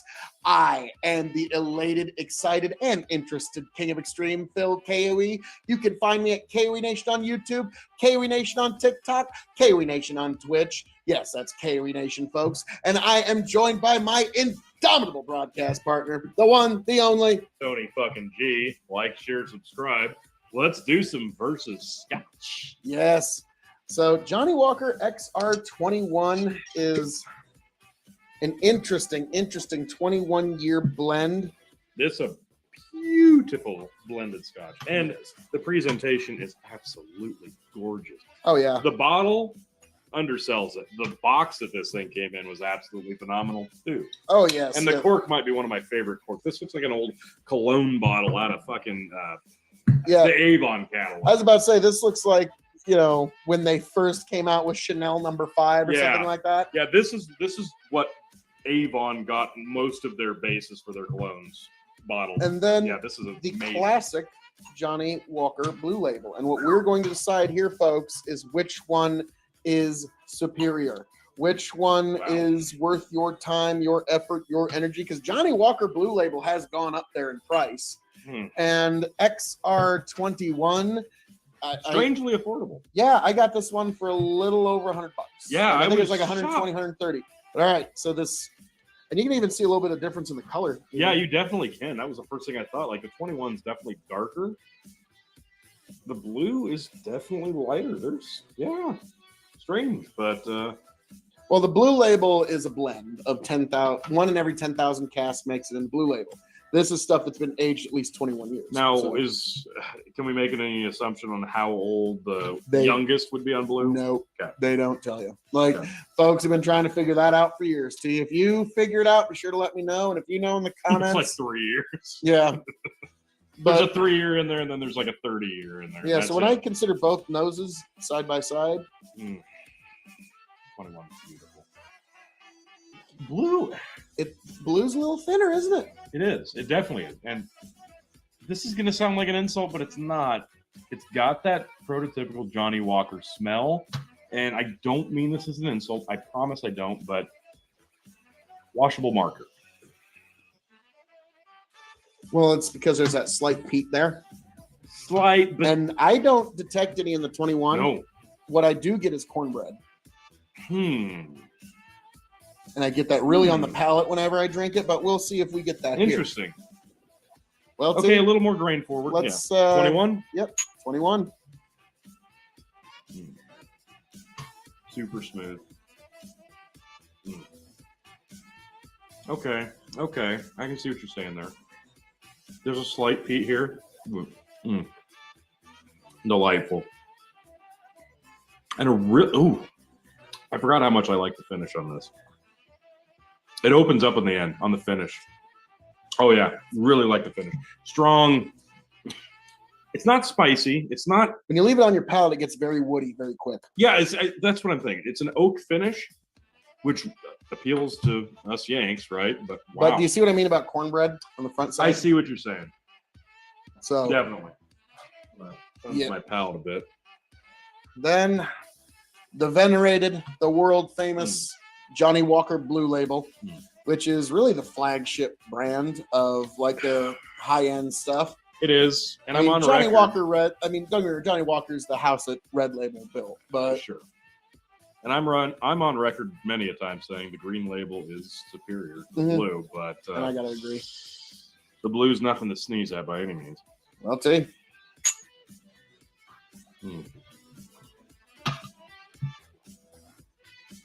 A lot sharper. Ooh. Jalapeno spice. It's subtle, but jalapeno. Yeah, there is a spice there because It's Yeah. it's a muted spice. Like it's not like spicy popping on your palate, but the flavor of like a jalapeno, very diluted. Like diluted curry. okay, but like I'm thinking specifically like if you took a jalapeno, diced it up, and just threw just a few in like a breakfast burrito, that level of jalapeno. Not like taking a big bite out of one, but subtle garnish. And that's seriously just like It's like there's overwhelming. a I mean, Chinese buffet around here that they've got a jalapeno chicken that they cook it just right, so that the jalapeno kind of like leaks out into the chicken. And so if you actually eat one of the jalapenos, it's very light, very muted. You're not like being burnt out or anything. Yeah. So, but well, now I got to go back to 20 because this is a lot closer than I thought it was. I don't remember blue being like it's this one. For me, the 21 is all about the finish. Like it gradually just gets better, better, better, and better. The blue's kind of right. It peaks and then it just kind of dissipates. Well, Blue Label's kind of like the ultimate gift whiskey. 21, this is, I kind of get Blue, if you This is want your to Scotch impress snob. somebody by giving them the gift. 21 by giving somebody a gift that actually knows their blended scotch. as much as I hate to say. Now, T, this is the unenviable part of our endeavor here. Okay. We need to pick which one we prefer. I'll be honest, the slight peat and the marker does come through It in does. Blue Label. It really, really does. I'm going to have to say Johnny Walker 21 year I- is a better whiskey. I in my can't opinion. disagree at all. Again, this one just gets There's no better. peat and it's and cornbread and it's just Again, with the blue's fantastic. Don't get me wrong, but what are we talking? Like a $200 bottle at least? at least now it's like 200. I've seen it 260. Like it's been getting pretty insane. That's outrageous. This is a very good $160 bottle. I was just gonna of say blended 160. Scotch. This is stupid affordable at 120. Yeah, Stupid affordable. this should- presents better, and guess what? Tastes better. and should be more expensive. yeah, It really should. really should. So, folks, this has been an interesting now, Tony. But I'm never disappointed with the blue. I know you've been waiting. The jalapenos there. I know you've been waiting. You have my full permission. Because how many times are you ever going to get the chance to do this in life? Oh, it's like a sign. Yes, the Blend Master blend. Yeah, this is not Give a it a blend. good spin. Give it a good spin. This isn't a blend that you're going to get to do very often, folks. And it's already a blended scotch, so I'm not going to offend anybody. And if you're offended, fight me. This is for science, okay? These are the sacrifices we make for science for you. Let me take this. They I both. hate to say the blue kind of stands out a little more. I think the blue stands out, but they both kind of dissipate each other, I and there's think not a that's- lot left. I think that's just what Pete always does. Yeah, you're right. But all right, give it You a do have that smoky blue, so you know it's peated. give it a taste, sir. I'm just gonna stick with my 21.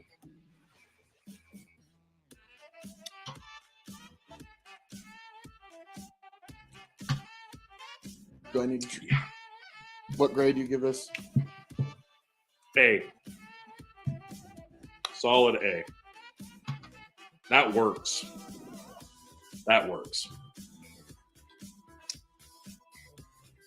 It's rich. It introduces an unsweetened dark chocolate Yeah. aspect It to it. really brings the finish of this out, but the It peak cuts- of this It is cuts still the there. oak because I think it's a little too oaky if you leave it in your mouth for Okay. 21 seconds. That's perfect, actually. That's perfect. The peak Yeah, I'm of gonna this agree. is still here, A but blend. the increasing goodness of this shines through. I gotta love agree this. with you on that This is one too. great. So, folks, We came, we saw, we discovered, and we conquered. And Johnny Walker XR21, as of today, is the Johnny Walker of Extreme.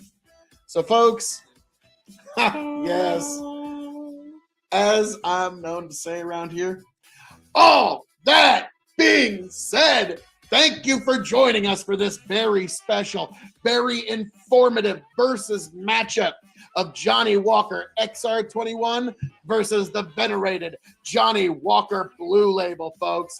Thank you for being here. Thank you for joining us. I hope all of you make your way back here happy, healthy, much the wiser here at the KOE Nation. Tony, take it away.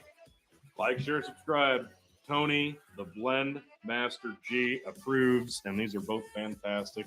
And you know what? Why don't you just do your own little versus video and let us know how you think this should have gone. Argue with us all you want, but this was fantastic. Thank you very much.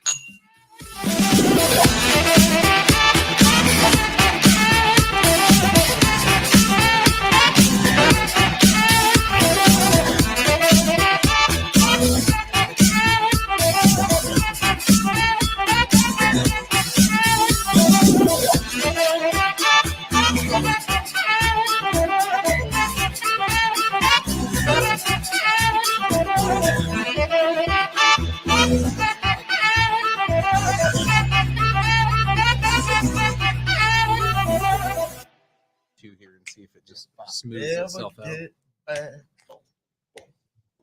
Tell you what I'll do.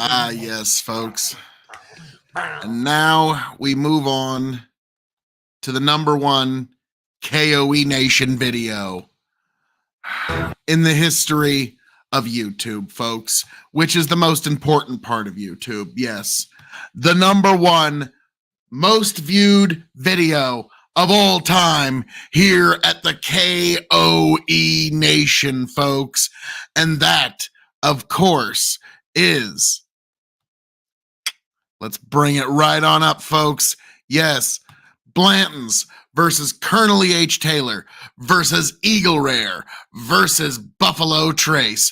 Buffalo Trace Distillery Showdown. This one was posted December 4th, 2020 with 5,191 views, folks. So all of you beautiful people out there at the KOE Nation that helped make this possible, God bless every last one of you. And now, folks, without further ado, let's get right in to number one.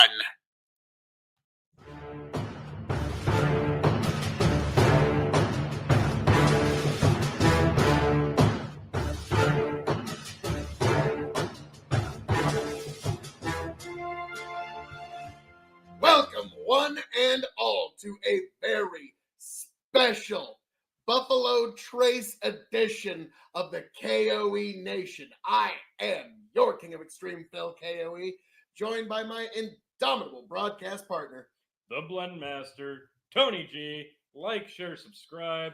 This is a very exciting one. We are going, we're hitting stuff. a lot of bases here from the Buffalo Trace Distillery, Sazerac. This is quite a line of bourbon. We're going from their beginning offering of Buffalo Trace. Pretty good stuff. Yes. You and I have never had Eagle Rare. I'm very excited. Aged 10 years. I've heard nothing but good, and it comes in a glorious, looking almost like a wine bottle. Yes, it's a little tall for my liquor cabinet, so it only fits on the top shelf. So we will see if that's where it shall remain. Well, that's not exactly something to live up to. So hope you're ready for the challenge. Oh, I was about to say there's quite a bit of heavy hitters there, and something that did make it to my top shelf, Colonel E.H. Taylor Small Batch. As you can see, folks, I have enjoyed this whiskey thoroughly. That's a nice one. I like that one a lot more than I expected. But last but certainly not least, Blanton's single barrel bourbon. I've had a little bit of this, the original single barrel. This was barrel number 450, the best barrel of that particular batch, obviously. Okay. This was bottled 3/10/20, warehouse H, obviously. Rick number 51, the best Rick that year, obviously. And yes, this is really good stuff. And I actually have another bottle of this same barrel. So interesting stuff, folks. Some people call Blanton's overrated. I call those people can't find a bottle of Blanton's people. Oh, snap. Now, personal disclosure, full story. My grandmother loved bourbon. And this was one that she actually thought was just kind of a neat little interesting treat, was Blanton's in particular, before it really got big. Now, she would only order bourbon press, third bourbon, third 7-Up, third water. That's all she'd ever order. And so she would be very interested in this one. All But right. we are going to get the pours going here, folks. We've got some Buffalo Trace. Yes. Starting off with the entry level. Now, this is a very nice, affordable bourbon. You're going to find it most places. Some places a little more scarce, depending on the month. But, you're paying about $25 a bottle for that, right? I paid like $27. Okay. So, yeah, you're pretty In the close. ballpark. And I'm sure there's somebody that has paid some ridiculous secondary market price. Fair. I don't know why. But yeah, there's times I even have a hard time getting my hands on this. Yeah. Just plain old Bourbon is a fickle creature. Yeah, especially now. Yeah. What about the Eagle Rare? What's that going to run somewhat? God, it used to run like about $27-30, and I'm seeing it creep up to $40 to $45. Wow. We'll see. It does present nice, but yeah, I can't help but think sweet red wine. Yep, it really. But yeah, the bottle, it just presents so handsomely. It does. It's Like very it nice. does lead you to believe you're buying a premium product. Yeah. This one leads you to believe that you're buying an actual old-fashioned bourbon Yeah, recipe. I look at that and I expect to see shelves of that in an old-timey saloon. That's the design. It's perfect for that. I love the idea. I love the concept. And it's a very nice one. Clint Eastwood walks into a cowboy bar in one of his spaghetti westerns. He says, "Give me a whiskey." They pour him this. Yeah, probably not so much this. This Kentucky Derby. That's what I immediately think when I Gosh, take a look at this. wonder why, looking at the cork. Couldn't have anything to do with that. No. And we're putting those in these Copita Blenders nosing glasses. What a shame. And I wouldn't want to smell this or anything. this line has two purposes for us, Tony. Because Yes. first of all, we want to see how the line stacks up against each other. We're going to let these breathe for just a moment while we explain our intents to you, the audience. Also, this is the kickoff of the Great Bourbon Tournament. We are going to put all the heavy hitters of bourbon up against each other. Now, normally, the line, only one is going to move on. But because Blanton's is such a special case and everyone wants to see that one compared to all the other bourbons, Yeah. this one's going to get a spot in the tournament. We will give more details as to the tournament probably in another video. Keep your eye on this space, Yes, folks. coming soon. But- This is the start. We're going to see if any one of these other bottles can make it to the next round. Because we're going to do things like, well, I don't want to get into other distilleries, but like I said, the heavy hitters of bourbon, and we're going to see how they stack up. And we've even got a couple of dark horses you maybe never heard of. Very true. We do have some exciting ones that So- most people probably aren't familiar with. Let's start off, T, with the beginning Buffalo Trace. Caramel? Yeah, I would say not a spicy, but it smells like you smell like a hot cinnamon, Mm-hmm. like a hot caramel cinnamon. Yeah, it smells like candy.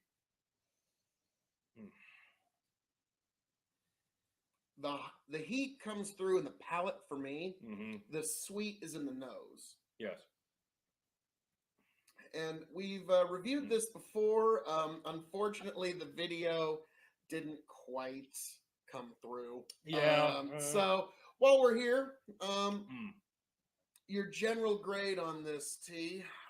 It's so like you said, that nose is really nice, but going in that you're about to drink some booze. But I think the nose being as sweet as it is, that heat on the front of the taste, it almost gets more intense to me on the back end. Yep. I don't want to call it a mintiness, but the way it lingers on the back of your tongue could be compared to that of a mint. Like it's almost like cinnamon challenge. Yeah, Like, yeah. like very heavy, like Yeah. shaved fresh off of a cinnamon stick. Yeah. Cinnamon. No, it is. That is just So- a great affordable bourbon for typically under $30. Yeah, it's a great mixer. I've had Yeah. it work very well. You don't really need to add any kind of spicy kick to it. No, it's got all the necessary ingredients right there for an affordable price. Yeah, so this is an excellent whiskey. But let's be frank, this is a good day drinker. Oh yeah, This is an everyday. This isn't one you're gonna have to sit there and ponder about opening. You're not gonna, oh, do I open it now? Do I open it later? No, you can just have like 5 bottles of this on hand with one open. Like you can do a lot with this. This is a diverse one. I like this a lot. But yeah, you're right. This isn't a special occasion bourbon at all. now this is the one I'm really wondering about. Yeah. Eagle Rare. We'll get back to gradings and all such here a little later. All right. I'm really curious about this one now. It's had a chance to open up just a little bit. It's got a nice look to it. I like bourbon that's aged 10 years. And this is 10? Yep. All right. I've had some other brands that 10 years and they just seem to hit me just right. It's got a nice color, but it also leaves a bit of a coating on the glass. So 45% ABV. I expect a little bit of a thickness to this, even though it looks relatively. So it's going to be 90. Ooh, 90 proof. That's almost got a floral.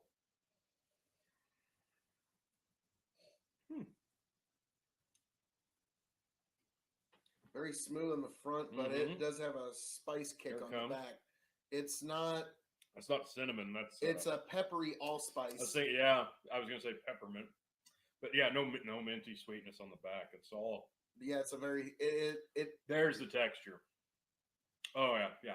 The spice, like it immediately just makes me think of like spice traders in some like Mediterranean market. Like lots of different spices going on here, but honestly, in look alone, it reminded me of red wine, but there's a feature there that almost reminds me of a bittersweet red wine. Maybe in the texture it leaves on your tongue. It's not quite tannic, right? But it's like tannic parallel. Yeah, like, yeah. It even like kind of sucks some of the moisture out of my mouth. But very smooth right on the beginning. Yes, you're right. Excuse me. I don't know what I expected. That definitely wasn't what I expected, but I'm also pleasantly surprised.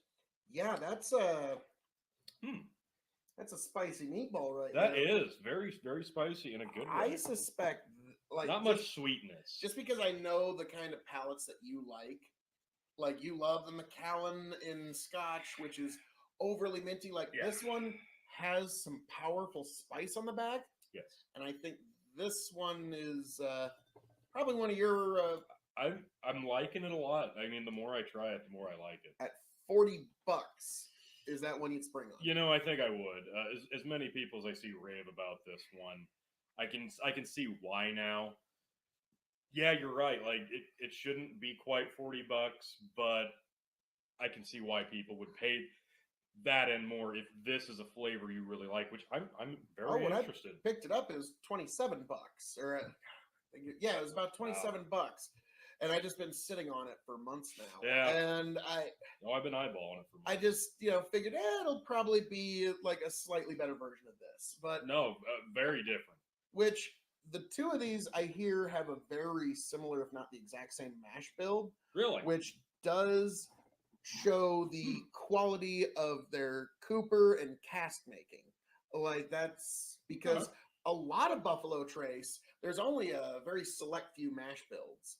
And then it's all how it's aged, the casking, and just where it sits and how it interacts with that Kentucky summer heat. And that's why you're getting such vastly different flavors. But notice that the spice is still on the back end for both of them, which does point to them having the same mash build, in my opinion. Oh, wow. It's so much more powerful on the nose now, the Eagle Rare. Yeah, it definitely stands out harder on the nose It's like now. a nutmeg or something. There's something and like there. a cooking vanilla. Yeah, there you go. Because the sweetness, it's not very sweet, but you're right. The sweetness that would be there would be that of a cooking vanilla. It lingers. It's very potent. Very nice. I'm surprised. I'm actually now, since we've never graded this one before, Okay. Tony, and we have graded this one. All right. We'll get back to this one, and we might just cut in our grades and an audio. I don't know. We'll figure it out in the future. Tickled my nose hairs. So, as a bourbon, how do you grade Eagle Rare? I'm gonna give that on a bourbon scale. I'm gonna say 3.5. 3.5. Yeah. Okay. Why do you give it that? Because I think it's unique enough as a bourbon that it doesn't just fall into line with what you expect the default flavor profile to be. It's got a lot of uniqueness going on there. It's not overly sweet. It's got some burn. I think it's really not, but I don't know that you would do a lot of typical bourbon cocktailing with it. Not standard cocktailing. You could do some unique cocktailing, not your standard cocktailing. That's, I guess, would be my opinion of it. Yeah, this wouldn't be one that I would just mix with just a plain old soda. Yeah, that's exactly what I'm thinking. Like, you could do it, but why? That's why I'm going to give it. Like, do that with Buffalo Trace. Yeah, I'm going to give it 3.75. Okay. As a bourbon. We're about in the same wheelhouse. Now, as an extra quarter star because you're a bourbon guy. Maybe. And I'm a fan of the distillery. What can I say? Fair now, enough. as a whiskey. As a whiskey, oh man. I think that's a 3.75. 3.75 as a whiskey. I really think that's unique enough that stands on its own, aside from the distillery line, that I really enjoy it. It's not quite 4, but yeah, 3.75. I understand what you're getting at, but it does stand on its own against I immediately because I know what I'm getting with these two. I immediately started talking about single malt scotches and how it can stand up against those in its own way. So I'm gonna disagree with you slightly, and I'm gonna even slightly break the scale at a 3.8. Ooh, okay. So it's a fine whiskey. So I'm right. You just don't want to admit that I'm right. That's fair. Never. What? No. Now, as a cask-aged spirit, I'll go 4 on that. Damn, stealing my thunder. I think I was going to do the same. It's a 4-star. Yeah. The casking is actually quite extraordinary. Yeah, that's impressive. There's also, I think it's Eagle Rare 17. Oh. Now that's one of those real unicorn bottles. That's not going to see that in just everywhere. All right. Nah, but that's the one. Don't put it on your grocery shopping list. That's the one that a lot of folks are chasing. So I wonder what gets expressed more in those 5 years difference. Like, I imagine there's some spice extra. All right. Because there's really no caramel here. No. But so, all right. I think you were right with the shelving on this one, Tony. Oh boy. I'm gonna say this is definitely a middle shelf bourbon. I would normally say that, but because it's too tall and I found a perfect little corner, it's going to go on the top shelf for easy reaching. Okay, all right. And yes, it's going to be it's a weekend drinker, but it's not like a Christmas or a Thanksgiving weekend. It's just I've had a rough weekend and need to unwind. Fair. Should we go back and do the Buffalo while we're grading? Yes, but now, Tony, $40. Will you seek out a bottle of this? Depends what else I've got on my shelf for bourbon, but there's not else that I can think of that would be comparable to that exactly. So, yeah, I think I would. All right. I think I would. Yes, if I can find a bottle of it, when this one goes empty, I will refill it. Okay, so Buffalo Trace, the original. The original Buffalo Trace. We're going back, folks. So as a bourbon, I'm going to say 3.5. I was going to go 3.25, but I'll go 3.5 because I think that one's got just the right amount of spiciness, and it's sweet to the right extent. Some get way too sweet, some get way too spicy. I think this one's got a nice blend, so I'm going to give it 3.5. This one's approachable, where this one's complex. Yes. So I'm giving this 3.75 again. Okay. So they're both 3.75 just as a bourbon. Are there better bourbons out there? Apparently, people are paying insane prices for them. So apparently there are. Fair. Just judging on that. But this is pretty good stuff for what you're getting. You can cocktail them. You can have them straight on their own, which we're doing right now. I'm giving it 3.75. Now, as a whiskey. As a whiskey, I'll go 3.75 for sure, because that you could do almost any kind of cocktailing you would want with. That'd be a great cooking whiskey. Yep, like I was about to say, great kitchen whiskey. Yeah, that's a good shower whiskey right there, folks. Jesus. I'm gonna give this as a whiskey, just straight up. That's a wide world of sports there. Yes, it is. I'm gonna have to give it 3.25 Wow. because again, okay. you're putting it All up right. against such a wide world. That's fair, but you know how many different kinds of whiskey there are. In terms of this on the bourbon entry on the whiskey scale, I think it holds up well enough. And as a price point, as like I said, the spicy and the sweet is the right balance. I'll stick with where I'm That's fair. That's fair. Now, as a cask aged, at. I'm just gonna be honest. I'm gonna stick with 3.25. It's a good one, but Yeah. again, you're going up against a very wide world, and this is a great introductory. It's very approachable. It's a good bourbon. I was gonna say 3 is too low. I think you're probably right there. 3.25. Yeah, I'll go 3.25. Regular Buffalo Trace. One more taste of Eagle Rare. Now shelving for the Buffalo Trace. I'm gonna be honest. This is gonna be a pretty definitive bottom shelf for me. All right. I could see myself putting it on the middle, but in appearance-wise alone, For easy reaching. yeah, bottom shelf. It's definitely not a bottom shelf in terms of quality. I'm saying bottom shelf in terms of probably just appearance alone. I think that's what downgrades it. That's just my a touch. way of, it's not a very complicated whiskey, but I want to complement it in Yes. a way. It's like it's on my bottom shelf for easy reaching. Yeah, oh, yeah, yeah. But Makes So- perfect sense. $27. Are you gonna? Yeah, I absolutely. Yeah, I'm picking I'm up gonna a try bottle and of keep this. one in stock, and this will probably be, if I can keep it in stock, one of my main mixer. Yeah, no, bourbons. absolutely. It's So- great for that. We move on. The Colonel. Colonel E.H. Taylor small batch. All right, this has been sitting for a little bit. Sweet, It's a lot. sweet caramel, Yeah, it's a lot Candied lighter apple. on the nose. candied apple. I'm not getting a lot of fruit, but yeah, I was gonna say if it's fruit, it's orchard for sure. And it's I'd candy almost say- like caramel apple. Yeah, all right, I can see that. I was almost thinking like pear. I could see it. All right.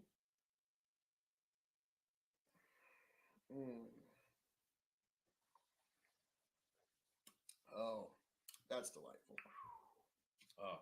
It's very smooth on the initial palate, and then the spices begin to flourish, not explode, but they just kind of tingle outward, and it's really nice. 100 proof, Mm. bottled in bond, which is very important to some people. Mm. So that's one of the things for it to say bottled in bond. It has to be at 100 proof. Yep, Mm. it's hot, but Very it's hot. not out the finish. overwhelming. No, Like it's not. it's not like Mm. again, hate to bring them up again, but it's not like the Macallan where it's like, okay, can I get off this ride now? Like this is a little much. It opens you up though. This is a. Is it think right? of like apples that were baked in like heavy cinnamon. Yeah. It clears you out. Oh, that's nice. That's really nice. It's so light and crisp, but once it starts to expand on your palate, boy, there's a lot there once it opens up. Yeah, I remember. I like and that a lot. check out on K.O.E. Nation my review of Colonel E.H. Taylor. It's the right thing to do. So you can get our full grading. But this is one of my favorite bourbons I've had in a while. Yeah, I really like the way that this expands the more you sip on it, the more you enjoy it on your palate. I really like this one. Yeah, that last sip I took was just easy, sweet. Like it was just like sweet grains, orchard fruits. That was my first thing. Caramel. It's got a lot of sweet corn. yeah, grain. Yeah, the sweet grain for sure. Yeah, well, This I was one's thinking amazing. grains, but that's when it exploded on my mouth. Yeah, That's it, really it tends nice. to do that. That's really nice. I'm a fan. This is one I want to definitely pick up a bottle of Now, sometime. I've utilized this strategy before in poker. I'll sip on cognac because one little drop expands onto the entire palate, and so I don't have to get up and I can just stay playing all night and survey the table. This whiskey could work in much that same way. Just a few drops just explode onto your palate. But it's easy drinking enough to where you could drink a little more than you'd want to or need to. As I have. Now this is small batch, which I really am a fan of small batch. Yeah, Whether it's bourbon or whatever, for some reason, that seems to just round all the edges out. Sure. Like in a lot of places, like single malt's the way to go. In Japanese whiskey, they view blending as the highest peak of engineering. So That's it just an honor to depends be on blended. it just depends on who you're asking, I guess. So That's fair. this was well blended. Whoever's the blend master at Colonel E.H. Taylor, you're worth every penny. So, before we make a final judgment on Colonel, let's move on to the main event, folks. The reason you're here to see our comparison with Blanton's bourbon. It's much darker. But it's very similar. It is, but it's more where that gets a grainy spiciness. This is It's a dark chocolate. yeah, darker candy. I'm not getting any spiciness on the nose.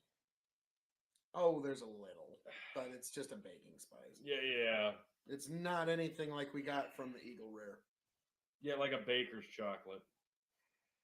Well, let's see how it goes. All right.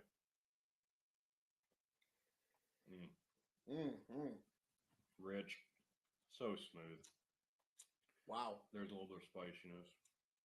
A little. Like. Yeah, I mean, it's so subtle. Yeah, that's amazing. God, that's good. Like, I mean, I know some people say it's overhyped, but it's for a reason. Yeah, it's so hyped good. up for a reason. It is actually like the contents of the bottle are actually good. It's not just a pretty bottle. No, yeah, and that's something you don't see a lot. Like, yes, the bottle is quite fancy and it stands out and it's unique, but yeah, the contents are very pleasant. Yeah, just the nose is very clean on it. Just a little bit of it doesn't linger. Vanilla, some bit of toffee. I was just about to say toffee because mocha's the wrong word. But I can it's not coffee, but it's like a coffee adjacent. Like it's in a parallel to coffee. Yeah, it's there though, and it's not. It doesn't linger, but the texture stays with you. Oh, that's yeah. Nice. Now, again, in terms of cocktailing, the only one that I think is like people will even allow you to do is mint julep. I think that's like that's acceptable.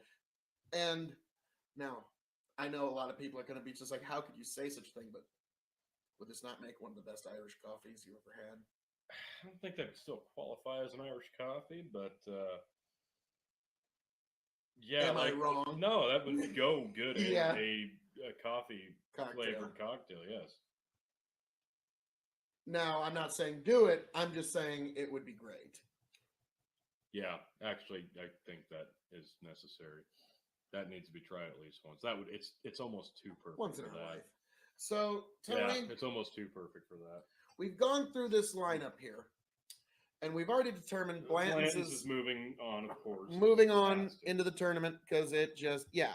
It's got to. Now, I It's an think enigma of sorts. So now it has to. let's come back to Buffalo Trace, All right. standard line.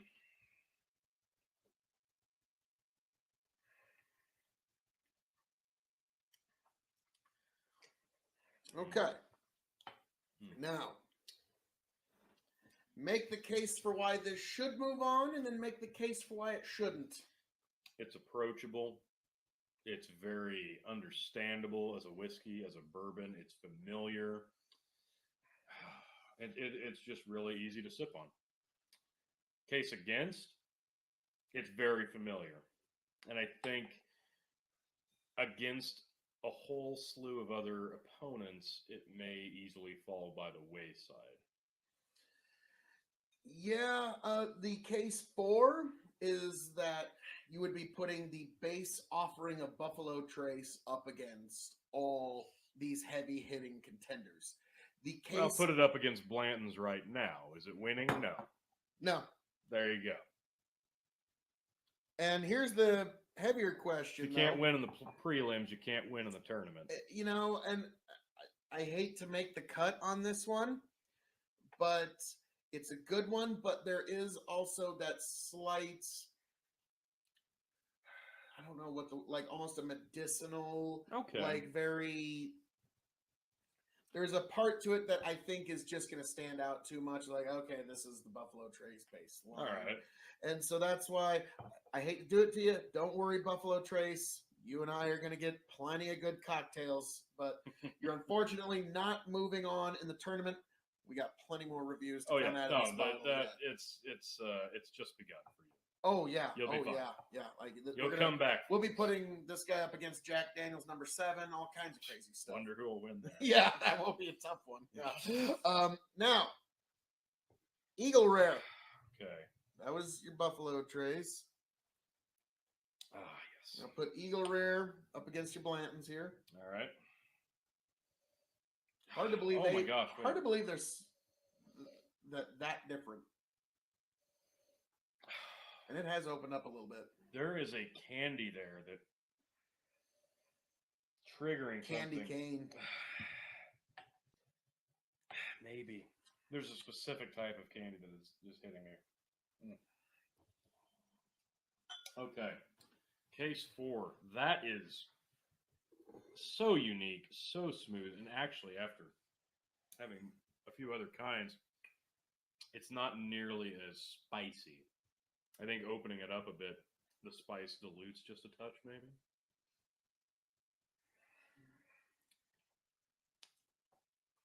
It's still there, but it's a lot softer. I think we've just primed our palates. That's probably fair too. I don't know. The case against this, I can't think of a lot other than this is more of a niche type bourbon, and it will definitely stand out if it makes it to the next round. Yes, that is the case 4 is also the case against. Exactly. It's so different as a bourbon. Like there is, I don't know how to say, there's kind of a weird nuttiness to it that is not present in the rest of the line. No. And this is, and the flavor profiles aren't the same, but this reminds me of the Willet in that this is something that you get a very specific friend of yours. It will either be their favorite whiskey in the world or they will never want to touch it. Like it's just, I don't know how else to put it. This though, I like it. Yeah, where Willet was Christmassy, this is like Christmas in the South. We'll go with that. This one, I like it, but I'm gonna be honest with you, T. It was a 3.75. I just don't think it makes it. All right. All right, do you disagree? I think it was obviously going to be between the Eagle Rare and the Colonel, and I think the Colonel has to move on. Well, that was going to be the question. Does Colonel E.H. Taylor... I think it has to, because it does stand alone aside from the line. I was about to say, like, this one still has that candied apple. Yeah. This one has that dark chocolate Mhm. from the Blantons. So Colonel E.H. Taylor. I think you're getting the best of both kind of sides of a coin of bourbon on these two specific entries, and So, you know, I think so, Colonel. yep. Colonel E.H. Taylor, the rest of this bottle is going to be dedicated to proving yourself against the world of bourbon, because I can't find another bottle. So, Yeah. I'm using the rest of you for science. Yes. These are the sacrifices that we make here. So we have determined that, I think we've determined there's going to be 16 spots in the tournament, and 2 8 whiskey videos. So we'll put one of these in each of the 8. So we got a little bit of a difference there. So there is a potential for a Buffalo Trace clean sweep. That is true, but Or we could split it up into 4 whiskeys, 4 videos. A lot of different ways we could do we're this. gonna go. We could probably go a few different ways, but there is something that has to happen now, and I'm afraid you know what that is. Blend Master Tony. Blending away. So just a smidge of that left. I'll take a nose of that, but so he's mixed Eagle Rare, Colonel E.H. Taylor, Buffalo Trace, and just a bit of Blanton's, because he is the greatest blend master. The folks at any of these places got nothing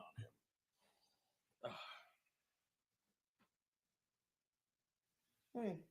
Does seem to mellow it out on the edges. A little. I'll just stick with my Blanton's here.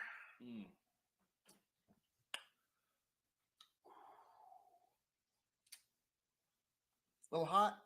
Hot, but so smooth. Nice. There's definitely a pepperminty to go with that hot spice. It's a very well-rounded bourbon experience, and it definitely lingers on your palate. Not in a bad way, but that's pretty dang good. Not my greatest achievement in terms of mixology, but that's nice. Oh, folks. That's So, really nice.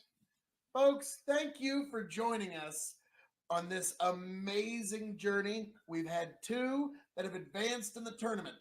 Buffalo Trace, you have given us 2 whiskeys in Colonel E.H. Taylor, small batch, and Blanton, single barrel. So you have a single barrel and a small batch offering. Moving on to the Great Bourbon Tournament.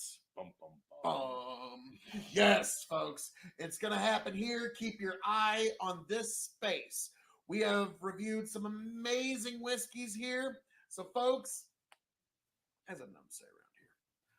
All that being said, thank you for joining us for this review of Blanton's versus Colonel E.H. Taylor versus Eagle Rare versus Buffalo Trace, the Sazerac Distillery on display, folks. I am the devilishly handsome outlaw himself, your king of extreme, Phil K.O.E., signing off and handing it off to my indomitable broadcast partner, the blend master himself, Tony G. Like, share, subscribe, folks. Thank you, Buffalo Trace.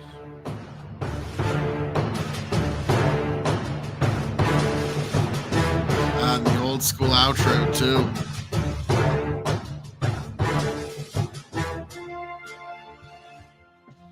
Well, folks, that is the final top 10 video. That was number 1, folks. And it is actually that time. And it's that time where I am going to say, all that being said, thank you for joining us this evening for the top 10 K.O.E. Nation videos and all YouTube time, folks, of all time on YouTube as well.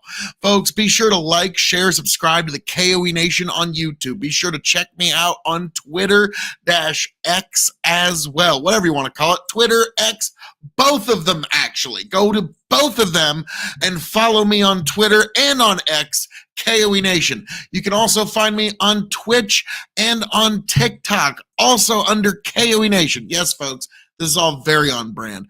God bless every last one of you. I hope all of you make it back here to the KOE Nation. Happy, healthy, much the wiser, folks, and God bless. Folks, this has been an amazing time, and I hope you make it back to the next year's KOE Nation top 10 videos. Happy, healthy, much the wiser. I hope all of you make your way in this life with a little bit more knowledge than you had before. And like I always say, live your life to the extreme, which means always conquer yourself. And don't ever, ever listen to the worst advice you ever got. Just be yourself. No, be better than yourself. If you think you're above personal improvement, then that you have reached spiritual and intellectual death. And so, folks, every last one of you, thank you for being here. Thank you for joining us. Thank you for being a part of the KOE Nation. Thank you for making this possible. And folks, we're going to leave you with something just a little bit fun here. This is Tony G roasting yours truly to the very ground here, folks. This will be what we end tonight's entertainment with, but this was truly an amazing ride, and I'm looking forward to next year and the years to come with all of you beautiful people. God bless. Raise a glass to yourselves. God bless you again. Thank you, you beautiful people. Travel well. You have arrived at the KOE Nation. Here's how Sunday works. Saturday, Tony G. Hey, Phil. Hazard Sunday? Yay? Yeah. But tonight, I'll get over there early, I promise. I'll get over there. I'll be there in 15 minutes. 30 minutes later. Hey, Phil, did you bring all the stuff? Yeah, I brought everything. What about this? Quick trip to... We'll just run over there real quick, all right? We're over there real quick with the black. Then we'll be back. Start drinking at 10:30 at night, because that's what normal people... 10. Well, normal people who don't have an agenda like me. And tomorrow, what are you doing? Well, I thought we were doing a live show, Phil. That's right, damn it. Those live viewers. Their fucking needs. Why can't they all be cool? Like all those click whore pieces of shit that accidentally click on all the stuff that I share on all those Facebook pages. Those unlucky bastards that don't even know what they're getting themselves into. No. They all fall in love with me. Little KOE. They don't even have a choice. Click on me. Then they fall in love. So hazard analysis, Tony. Here's what you're going to do. You're going to go live at 7 p.m. Because at 5 p.m., I'm going to show up. I'm still going to be on the clock. I'm going to bring over 8 bottles. No, 9 bottles. Wait, 10 bottles. We're going to review them all. You're going to get shit-faced. I'm going to take 1 sip of each, and then I'm going to dump 8 ounces of liquor from each glass into your cup. You're going to chug that cup and be absolutely blackout shit-faced drunk. And then at 8 o'clock, even though you wanted to go live early, nah, fuck that. You're going at 8. You're going live solo. You don't get anybody else, no guests, no crutches, no nothing. You got to go live. No crutches. Shit-faced drunk. Live. 8 p.m. by yourself. And I'll just, be moseying my sweet ass home that whole time. Taking my time. Just rehearsing, the great speeches that I've been giving myself all week in the tractor. And you're going to be twisting in the wind with your shitty internet connection because that week, your kid stepped in the Ethernet cable. And you're going to be pulling up comments like, when's Phil getting there? And I'm going to be like, you're going to be like Tony G says, I don't know. And Tan 10 man, he's going to be all up in the comments like a fucking rape date victim. And he's going to be all up in them comments saying, I have it on good authority that Phil KOE is inbound. And Tony G's going to be like, guess I'll have to take another shot. Hour or 2 waiting on Phil. Oh, I'm drunker again. And it's 9:30 and I'm fucked up. And then finally, Phil, the kingdom. Acknowledge Tony, thanks for hosting. Why don't you fuck off? We don't need you anymore. fuck off. Thanks for You're being like, a warm I was for gonna me. call you Jey Uso, but you're Jimmy Uso. Get the fuck off my SmackDown. Bye-bye. Tony goes and The Marty Jannetty to my Shawn Michaels. Tony goes and pukes while Phil takes over, and all of his random guests roll in, and Phil has a custom screen where he's this big, and all the guests are this big, and Aiko and Osiris and Lethe are just beneath him, and he's like, I have the power of the mute. The K.O.E. Nation will advise you well. All that being said, Osiris, here's 15 minutes of Phil K.O.E. Now it's time for a Bible verse. Complete this transition all over the screen. And Aiko will come back. I'm sorry, I was getting an IPA. Now, if you have a moment or an hour, I'd love to tell you about the time that I once voted in a primary, but I didn't actually vote in a primary. But the funny thing is, Phil, I voted in a primary, but it wasn't actually a primary. But here's the thing about the primary. Did you know that the primary, which dates back to the times when they started doing primaries, and then everybody else started going, why can't I vote in the primary with the primary? And you're a primary and I'm a primary. But then everybody's like, no, you know the thing about the primary? I don't want to vote in a primary, but I do want to vote in a primary. So you can't. And here's the thing, but no, can I finish? The primary, because I vote with the left and the right and the up and the down. And, and then yesterday I went to Chick-fil-A. And, I don't think spicy chicken sandwich is as bad as they say it is.